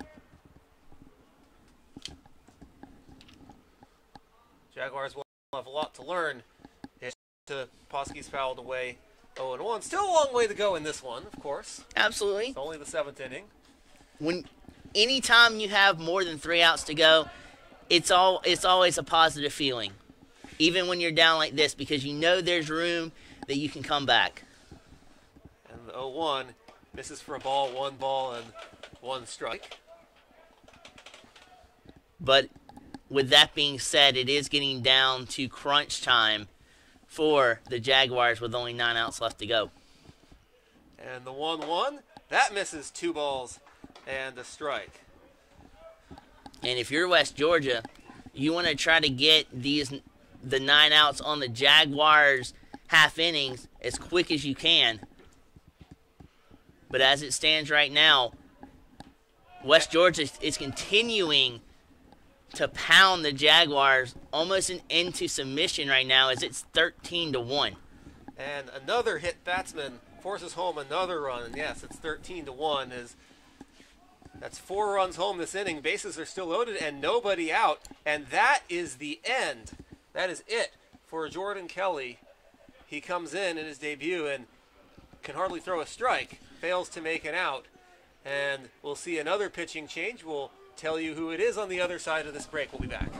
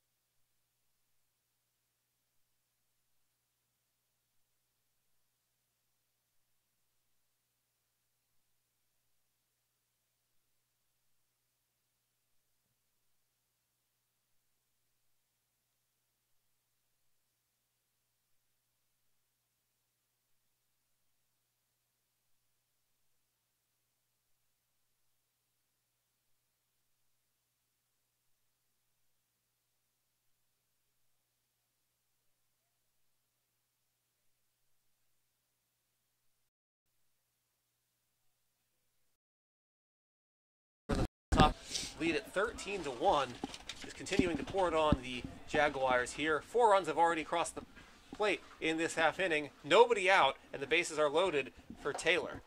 And the first pitch misses outside for a ball, 1-0. Thought about starting to swing and initiating contact, but held off very wisely for Taylor. And the new pitcher is, I believe that's Toby Jones. Tony Jones. Tony Jones. On in relief, he inherits a bases-loaded jam and replaces Jordan Kelly, who walked a batter on 4 pitches and hit 2 batters, forcing home a run. And he basically forced home 3 runs on the walk and the hit batsman. And he's responsible for all 3 base runners. Fastball stammers on the outside corner, but could not connect. Now 3 balls and a strike. And the 3-1 swing and a miss, and the count is full 3-2. So all 4 runs so far that have come home this inning are charged to Berger. Bad eyesight on the part of the Wolves there. He saw the rotation, saw the pitch, but chose to swing anyway on a breaking ball down low and couldn't come up with any contact. And the payoff pitch is a ball 4, forces home another run. That's going to be charged to Kelly. And it's 14-1. And this will be the 9th batter to come to the plate this inning. Still nobody out. And the slaughter continues.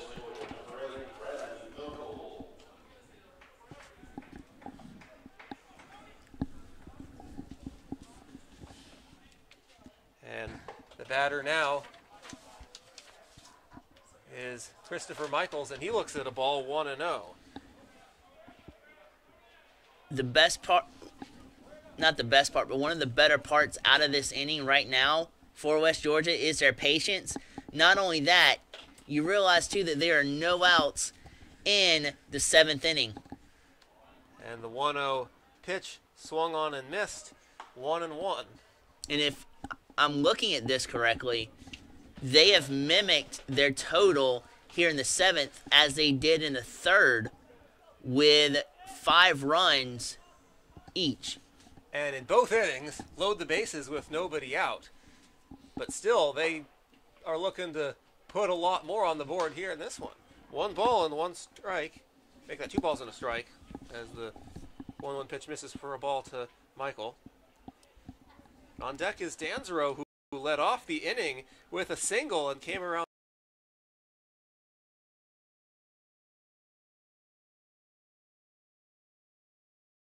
They're more erratic this game, with it being the start of the season, than the last 5 games of last season. So the pitching has got to, you would want them to work on and come back out on top. And they've got a good head coach, Chris Howell, who was a pitching coach before he was a head coach. So the right man for the job to turn around the pitching for the Jags as your head coach.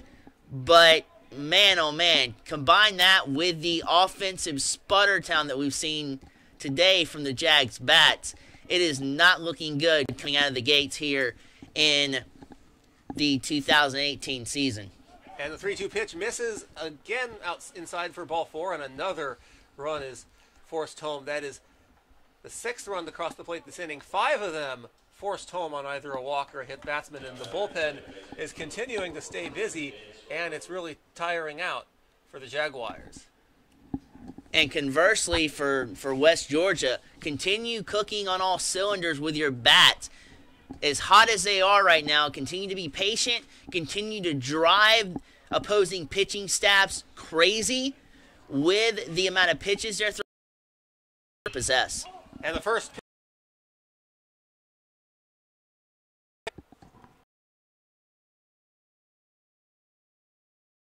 and he looked with the Jags for today.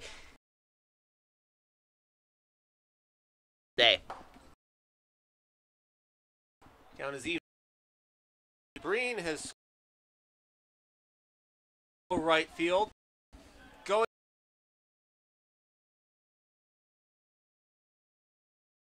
Has it? And here is Gilliam, and the first pitch to Dalton Gilliam is a called strike, 0-1.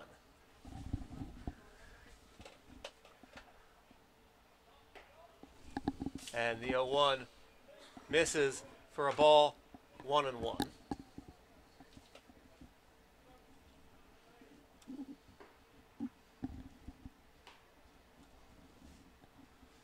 One. Check swing. Did he go? He did not. They checked on to the base umpire. In the appeal, it's 2 balls and a strike. On Gillian. Gillian is making his 5th visit to the plate in this game. And he is hit by pitch. That is the 3rd of those this inning. And the bases once again are loaded for Ben Utley coming to bat. And head coach Chris Howell cannot buy a break in this game as eradication with the pitching staff continues to plague the Jaguars. So here's Ben Utley, who has scored twice in this game already. All but one starter for the Wolves have scored at least one run in this 16-1 onslaught. And the first pitch to Utley misses for a ball, 1-0. This is the 13th batter to come to the plate this inning. 1 ball, no strikes. Here's the pitch. Popped up. Foul territory. And it's going to go into the seats. Count 1-1.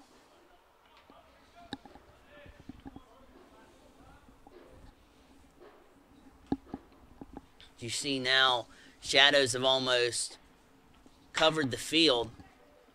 And grounder to short. And the throw over to second is just in time to get him. And that'll end the inning at long last. And it is time to stretch here at the lake with the Wolves leading the Jaguars 16-1. We will be back.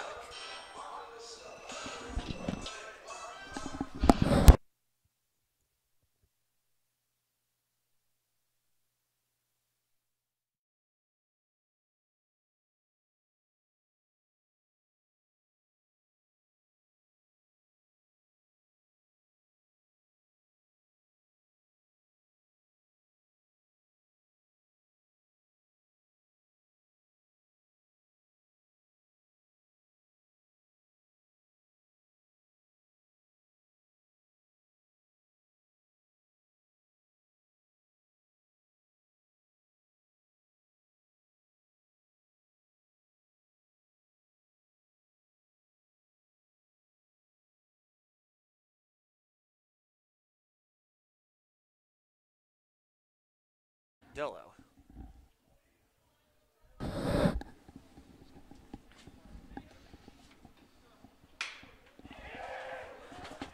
And he lines that one into right field. That is down for a base hit. Base hit number 7 on the day for the Jaguars. Marshall has a big, long, lanky delivery, and that's prime to be able to see the ball from his hand to the catcher. Bill Ardello on first. Nobody out here in the bottom of the 7th. The Jaguars finally cracked the scoreboard last inning, pushing across a run to make it 9-1. Top of the 7th to take it a 16-1 lead. The Wolves with 16 runs off 13 hits.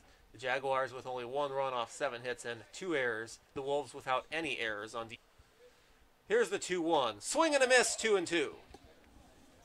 Moore's got a huge swing, and he's trying to crank it out of the park, but in this instance, you just want to make contact to get runners on base, and then continue that spread throughout the inning. And the 2-2 misses, count full.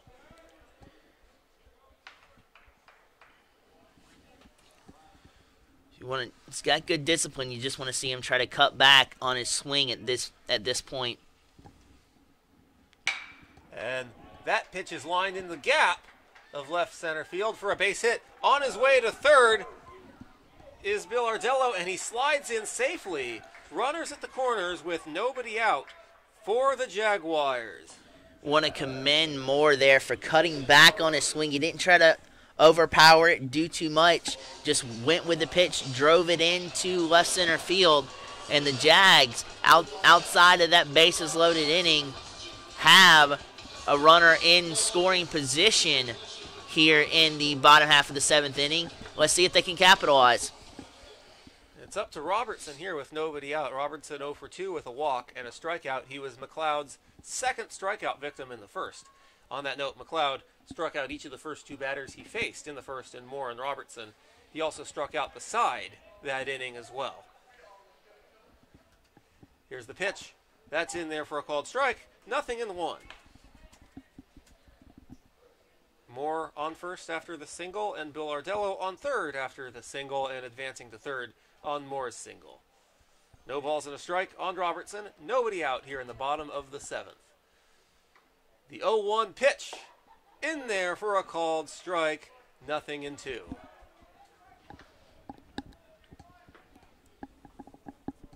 got a good eye at the plate, but just two pitches that snuck inside the strike zone puts the Jags in an 0-2 hole. And the 0-2, and that misses outside for a ball, 1 ball, and 2 strikes. So now the Jaguars at the right time are, after Robertson, are gunning into the meat of their order with Gale, McElwaney, and Gray. That's grounder to second. Throw over to second for 1. Over the first, not in time. Robertson beats it out, so they get only an out at second on the fielder's choice. And Villardello scores from third, and it's 16-2. Had a little bit of trouble transferring the ball out of his hand. Not much to tell, but a slight hesitation there cost the Wolves an out. It's the difference between a fielder's choice and a double play right there, Blake. Absolutely. And in baseball, the slightest movement is critical to your success. And Gale swings at the first pitch and lines that one up the middle for a base hit. First and second, 1 out. And so far, what we're seeing, the Jaguars are able to get a little something going here against the Wolves bullpen. That shows you just how on target and how much firepower that McLeod possessed with that curveball in all of his arsenal to keep the Jaguars' offense at bay as many times as he did throughout this game. That is absolutely accurate. Here's McElwaney. And here's the pitch to McElwaney in there for a called strike. 0-1.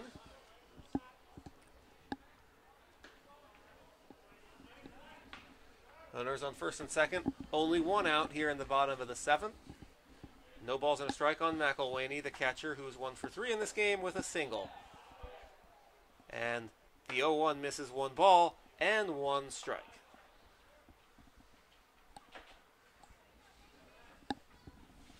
On deck for the Jaguars is Timothy Gray. And he will be followed by Ty Hobbs if we get there this inning. The 1-1 pitch in there for a called strike 2, 1-2. Pretty good speed at its second with Robertson and phenomenal speed with Gale at first.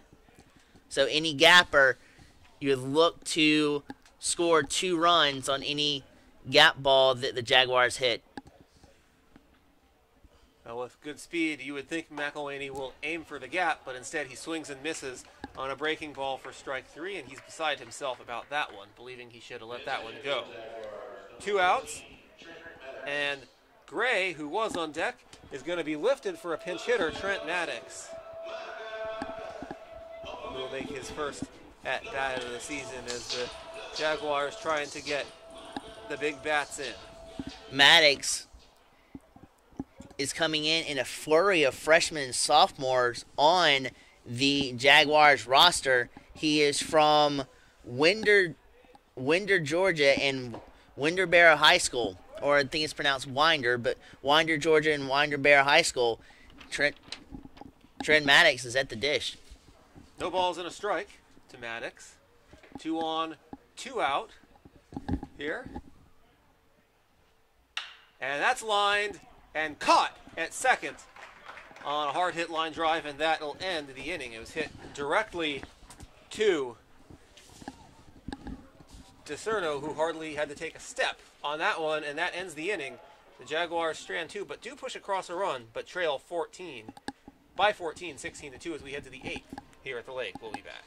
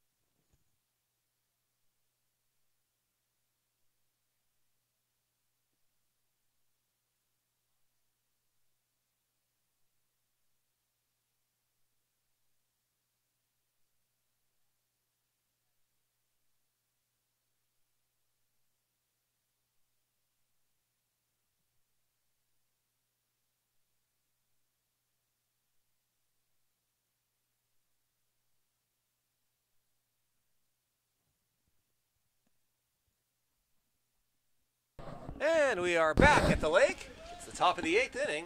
Season opener between the Augusta Jaguars and the West Georgia Wolves. And to lead it off for the Wolves here in the top of the 8th, it will be Cade Marlowe. First pitch he sees is upstairs for a ball. 1-0.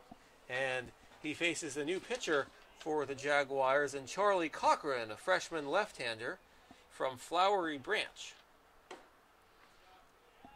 And the second pitch is a ball, 2 balls, and no strikes to Marlowe. Marlowe will be followed by Price Peters and then Nick Poskey. And 2-0 pitch misses and count 3 balls and no strikes. The bullpen has come in and not really been able to pitch first pitch strikes, and that's something that any bullpen coach will tell you to come in and pitch first pitch strikes. That's how you get ahead of hitters. That's how you gain success as a pitcher. And the Jaguars thus far are trying to be a little bit too much of a finesse style of bullpen and not concentrating on just getting contact and outs.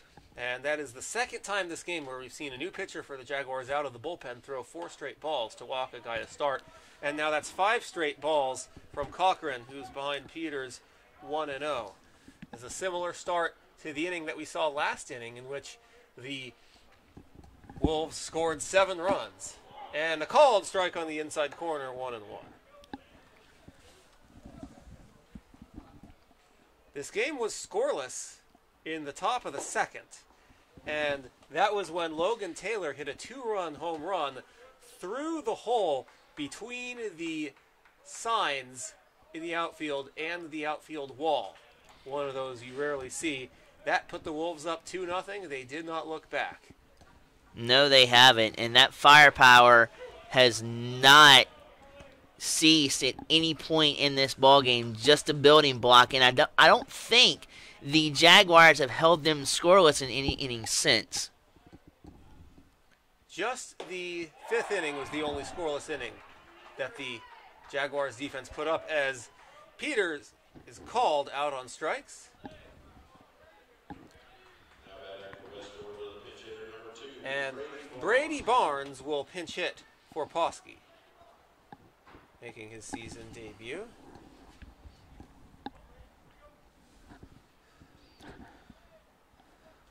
Barnes now coming in and just looking to advance the Wolves from first to second and try to extend this inning. Called strike, 0-1 to Barnes.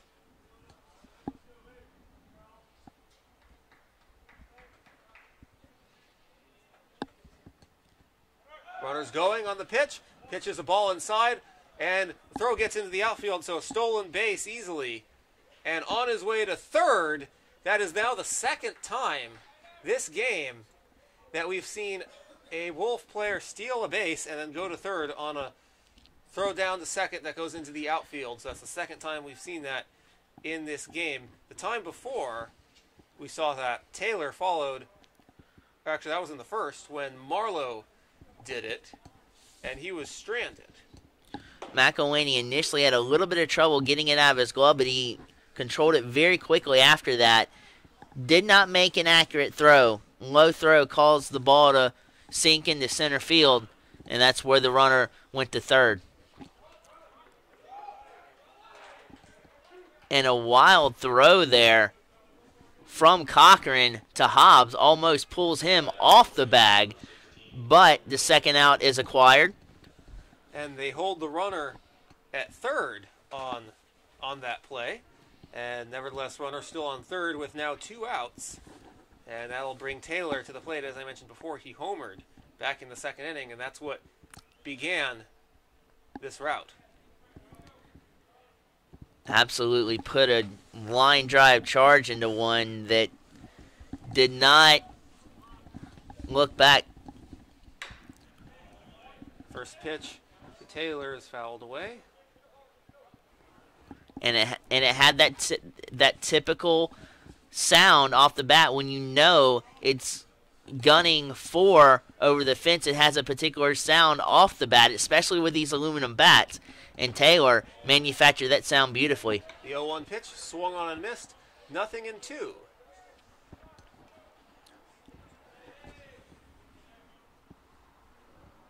Beautiful evening. It's a cold evening here in early February in Augusta, but it's a beautiful sunset. The lights have come on, and it's also a very windy, cold day, as you can see how violently the flag in center field is blowing right now. 1 ball, 2 strikes now, with 2 outs here in the 8th inning. As with the Wolves leading by 14 runs, as we see another foul here. They're emptying their bench with a bunch of pinch hitters. We saw Barnes in pinch hit, and we also have a pinch hitter on deck in Bradley Felkel, who will bat if Taylor here can reach. The 1-2 pitch, chopped to the left side at short, and the throw over to first is in time for the 3rd and final out. That will retire the side as the Green Jackets put up a 0 on the scoreboard defensively in the top of the 8th. We go to the bottom of the 8th back after this.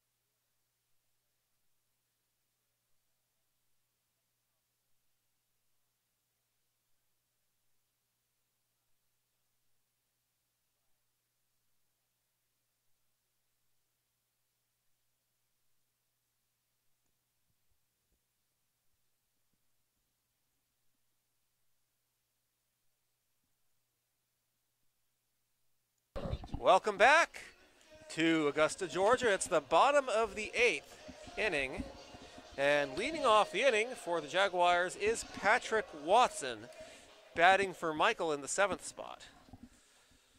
As once again, similarly to the Wolves, the Jaguars down 14, emptying out their bench as well, getting as many young players, as much experience as they can, with this being as young of a team as it is.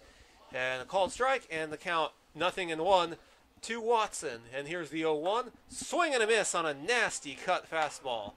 0-2. Started where Watson's bat could reach. Not dead center neck barrel, but he would have batted it off the end of the bat, but still cleared the bat completely. And he's down 2 strikes. And swings and misses on the 0-2 pitch. 1 down here in the 8th.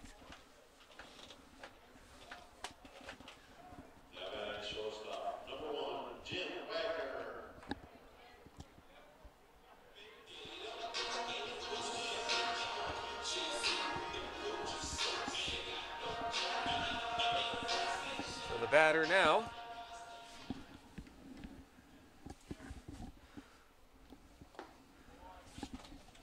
is Wagner, after Hobbs struck out to start the inning.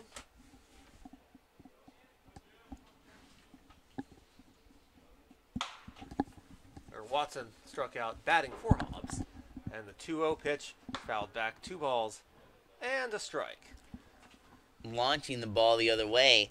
Good idea there to go the other way with that pitch. Inside out swing on a fastball barreling in.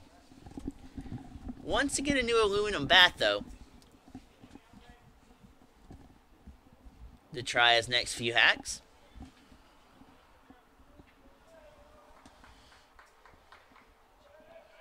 Count 1-1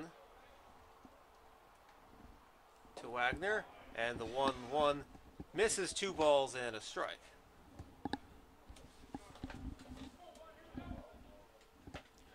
Wagner's creeping in on the plate, trying to take the inside portion of the plate away from, I believe Marshall's still out there, but Lined and caught at first off the line drive. Easy catch, 2 out. And the Jaguars in this game, Blake, they're hitting the ball hard, but several of the hard hit liners are going right to defenders. very phenomenal placement there by the coaches on the defensive behalf.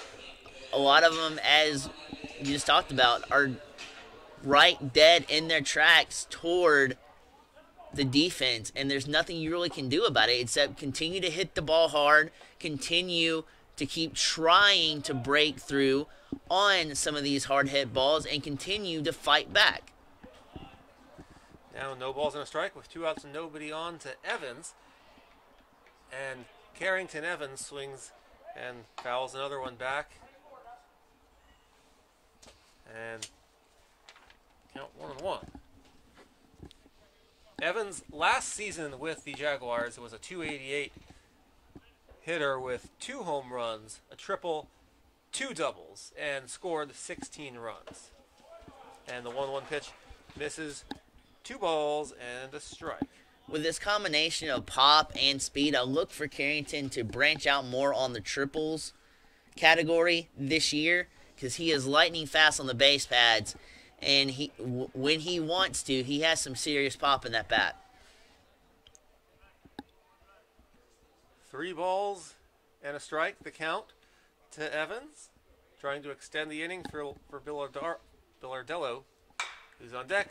Grounds it to third, rolling down the line, fielded, and the throw by Utley is not going to be in time, so that'll likely go down for Evans as an infield hit to extend the inning for Devin Billardello. Evans got tied up more than he thought he was going to. Turned out to be the best thing for him with his speed, beating out the bouncer to third base, but extended the swing, thought he'd get more of the ball, but just did not work out for him, but he stands on first. The pitch to Billardello, grounded to the left side off of the glove of a diving shortstop Breen. He stops it from going into the outfield, but is unable to chase down the ball to make the play. Everybody's safe, most likely a second infield hit in a row is how they'll rule that, and they do.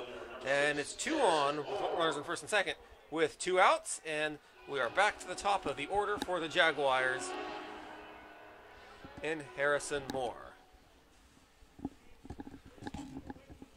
Here's the pitch to Moore. Swing and a miss. Nasty fastball, 1 away. 0-1.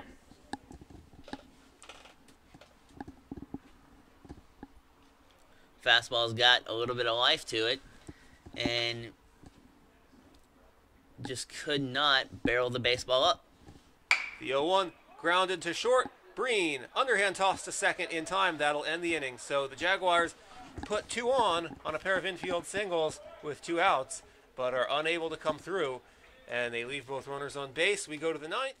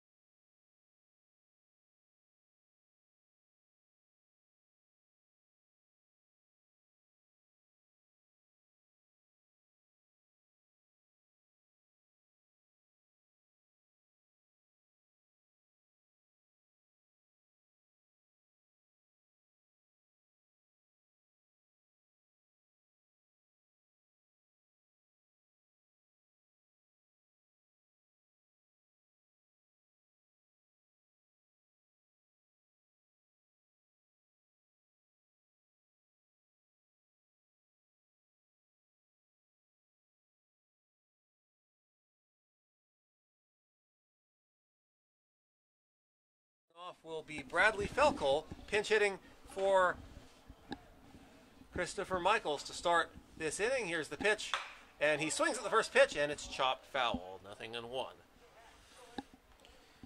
Good job starting off the at-bat with a breaking ball that time. Changed speeds on him and got him out in front. Expecting a fastball, couldn't handle the change in the speed, and did enough to stay alive with it, but he's still in a hole. And the 0-1 pitch misses outside. That'll even the count at 1.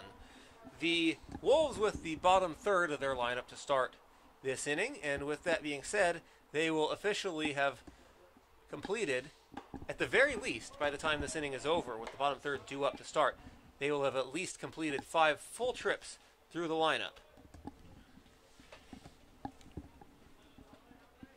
The 2-1 pitch in there, outside corner called, strike 2, 2-2. If you didn't need anything else to tell you how good of a day the Wolves are having, that will tell you. 5 trips in a 9-inning ball game is not easy to do. You usually get about 3 or 4 rotations in, but 5 trips, they're having a lights-out day at the plate. They certainly are. That's what allows that to happen, is the big offense that you're seeing. The 2-2 pitch misses outside, count full. Now the question will be, though, if they can carry that firepower performance into tomorrow's doubleheader. And the 3-2 pitch is fouled back, and count remains even.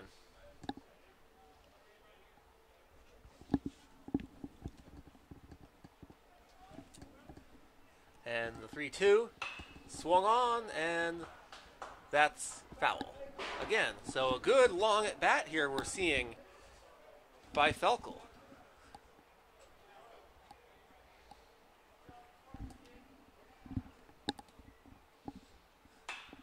And the 3-2 and another foul. Good battle here. Felkel battling. Not trying to do too much with the pitch, just trying to stay on it, stay alive the best he can, and wait for his pitch that he wants, and then jump on that when he gets a chance.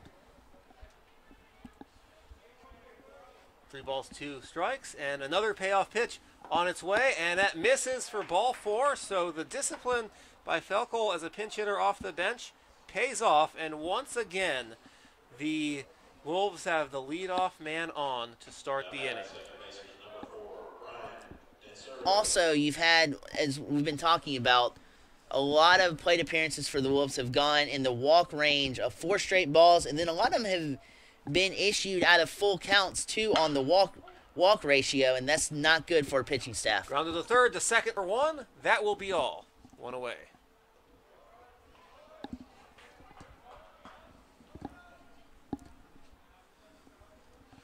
So Danzerol with a very hard hit ground ball to third allows the Jaguars enough time for making the play, for Maddox to make the play and the throw over to second, but the speed by Danzero helped avoid the double play.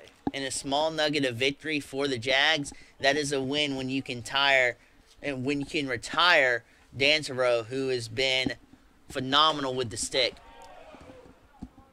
The 1-0 pitch in there for a strike, 1-1. Makes the Aces wild. 1 ball, 1 strike, 1 out. 1 runner on first. And the pitch misses inside. 2 balls and a strike.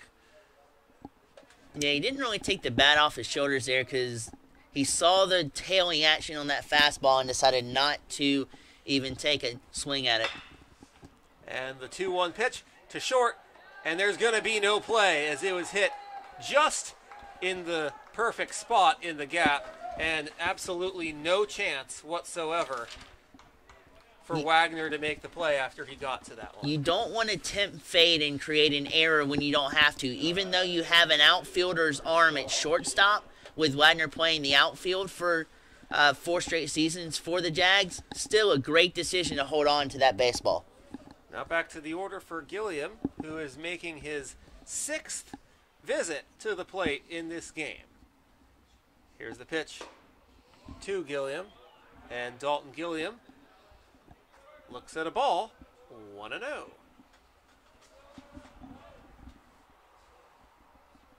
Blake, it's not a bad crowd here tonight for the season opener considering how cold it is. Not only that, but and that they've stayed around too, especially with not only the weather, but as this ball game has become later, the score also becomes a factor if you are a Jags fan.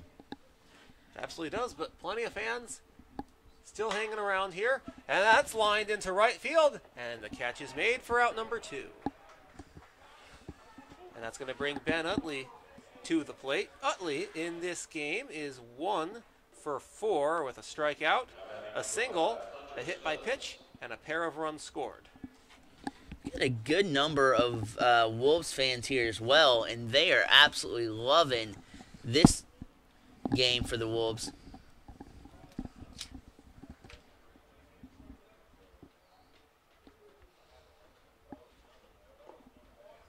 And the pitch misses for a ball, 1-0.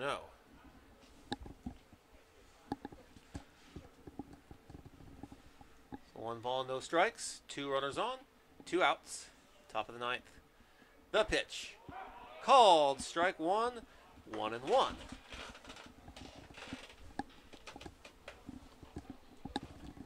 Carrington out in left is playing a little shallow, not too terribly shallow, but just enough.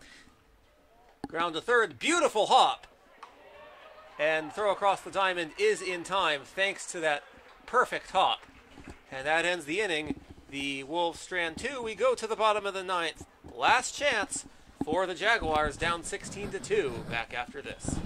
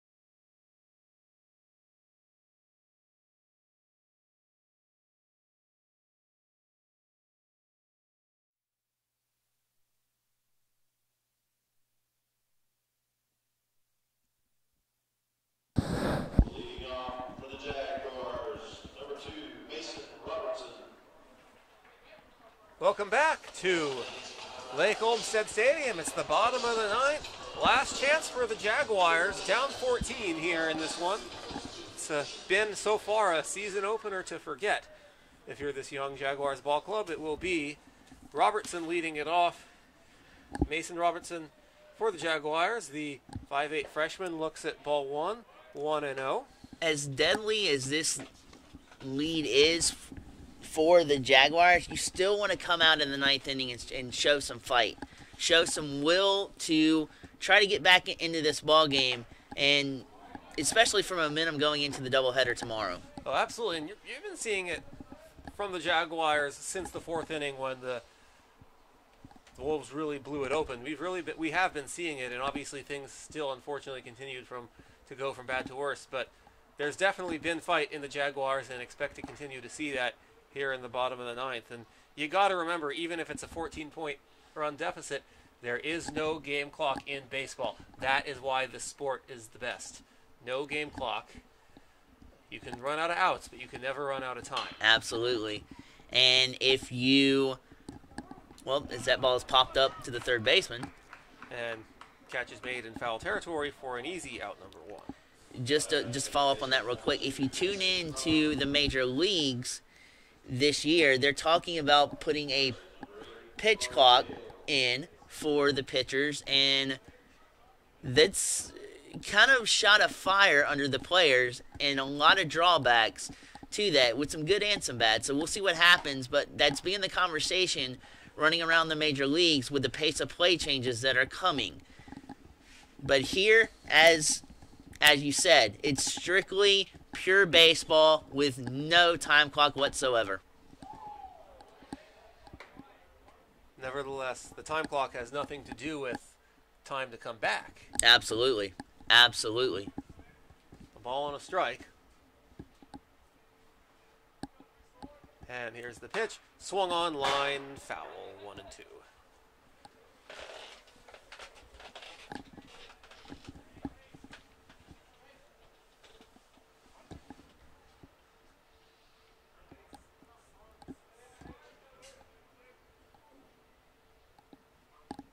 And the 1-2 pitch misses, 2 balls and 2 strikes.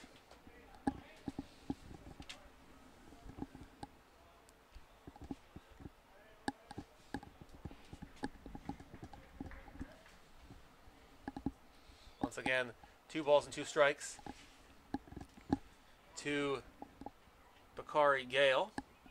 Time is called. 1 out. Nobody on here in the bottom half of the 9th inning. And the 2-2 misses in the dirt. And the count full, 3 balls and 2 strikes. Jaguars, on an optimism note for the Jaguars, have shown amazing discipline at the plate from some of their freshmen and sophomores in the lineup. That's always great to see. And the 3-2 pitch chopped right back to the mound. Throw over to first in time for another easy out. 2 outs. And now it is officially game time for the Jaguars as they're down to their final out. Jaguars need 13 base runners just to have a chance to bring the tying run to the plate. They'll have to bat around and then some. Absolutely. And that, if you look at it, 4 times 3 is 12, and then put them at 14. So they would have to get 3 bases loaded instances and then score 2 more after that to think about tying this ball game up. 1 ball, no strikes to McElhaney, and the pitch. 1 low pitch, swung on and missed. 1 ball and 1 strike.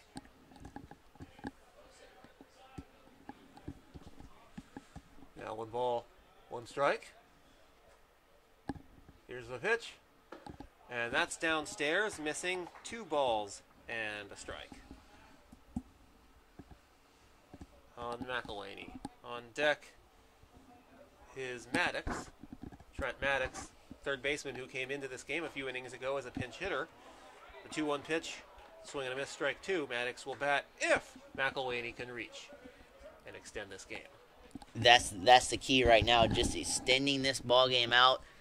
Try any way you can to muster up a hit, a single, maybe even a bunt single at that. You never know in a situation like this, especially with the third and first baseman back.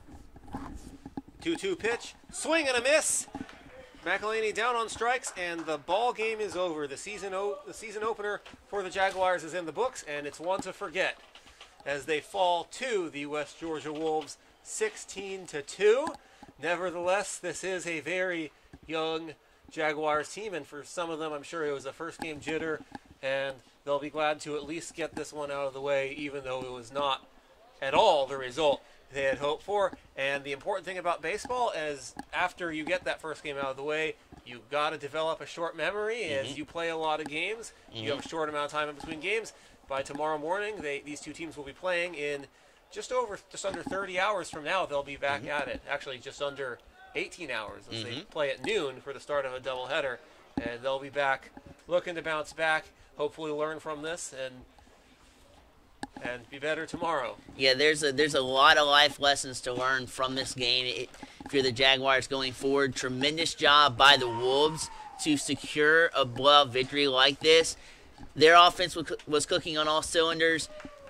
The Jags pitching staff, even though it's a quick turnaround, you would think would be better tomorrow, but they have a lot of work to do throughout the regular season to get back on track to where they once were a year ago and 2 years ago. But from that standpoint, for the Jags, talented group of freshmen, talented group of sophomores, still learning as they grow older and as they come up.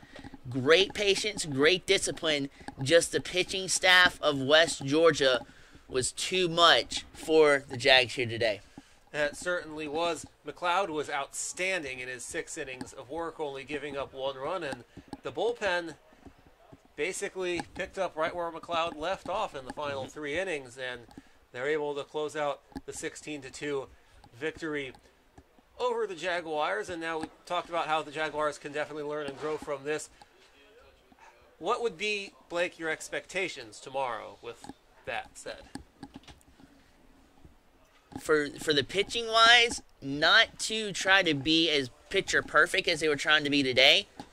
You can still hit your spots, but to not try to dangle the carrot out on the outside and inside corners to where you're being too perfect, because that ran them into a lot of trouble with walks, cutting down on those, and that bolstered a lot of those bases loaded innings that we saw.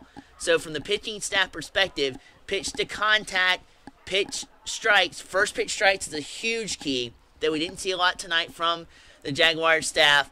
And on offense, just little things like getting a base hit every now and then, stringing hit together is what I like to call ABC baseball. You know, you go from your A would be getting on base. All right, your B would be hitting the guy over and over to second if he's on first, and vice versa if he's on second to third, and then C is getting the guy in. So continue to work on that, build on this game. Even though it's a blowout, you still have a lot of work to do. Looking forward to the doubleheader tomorrow.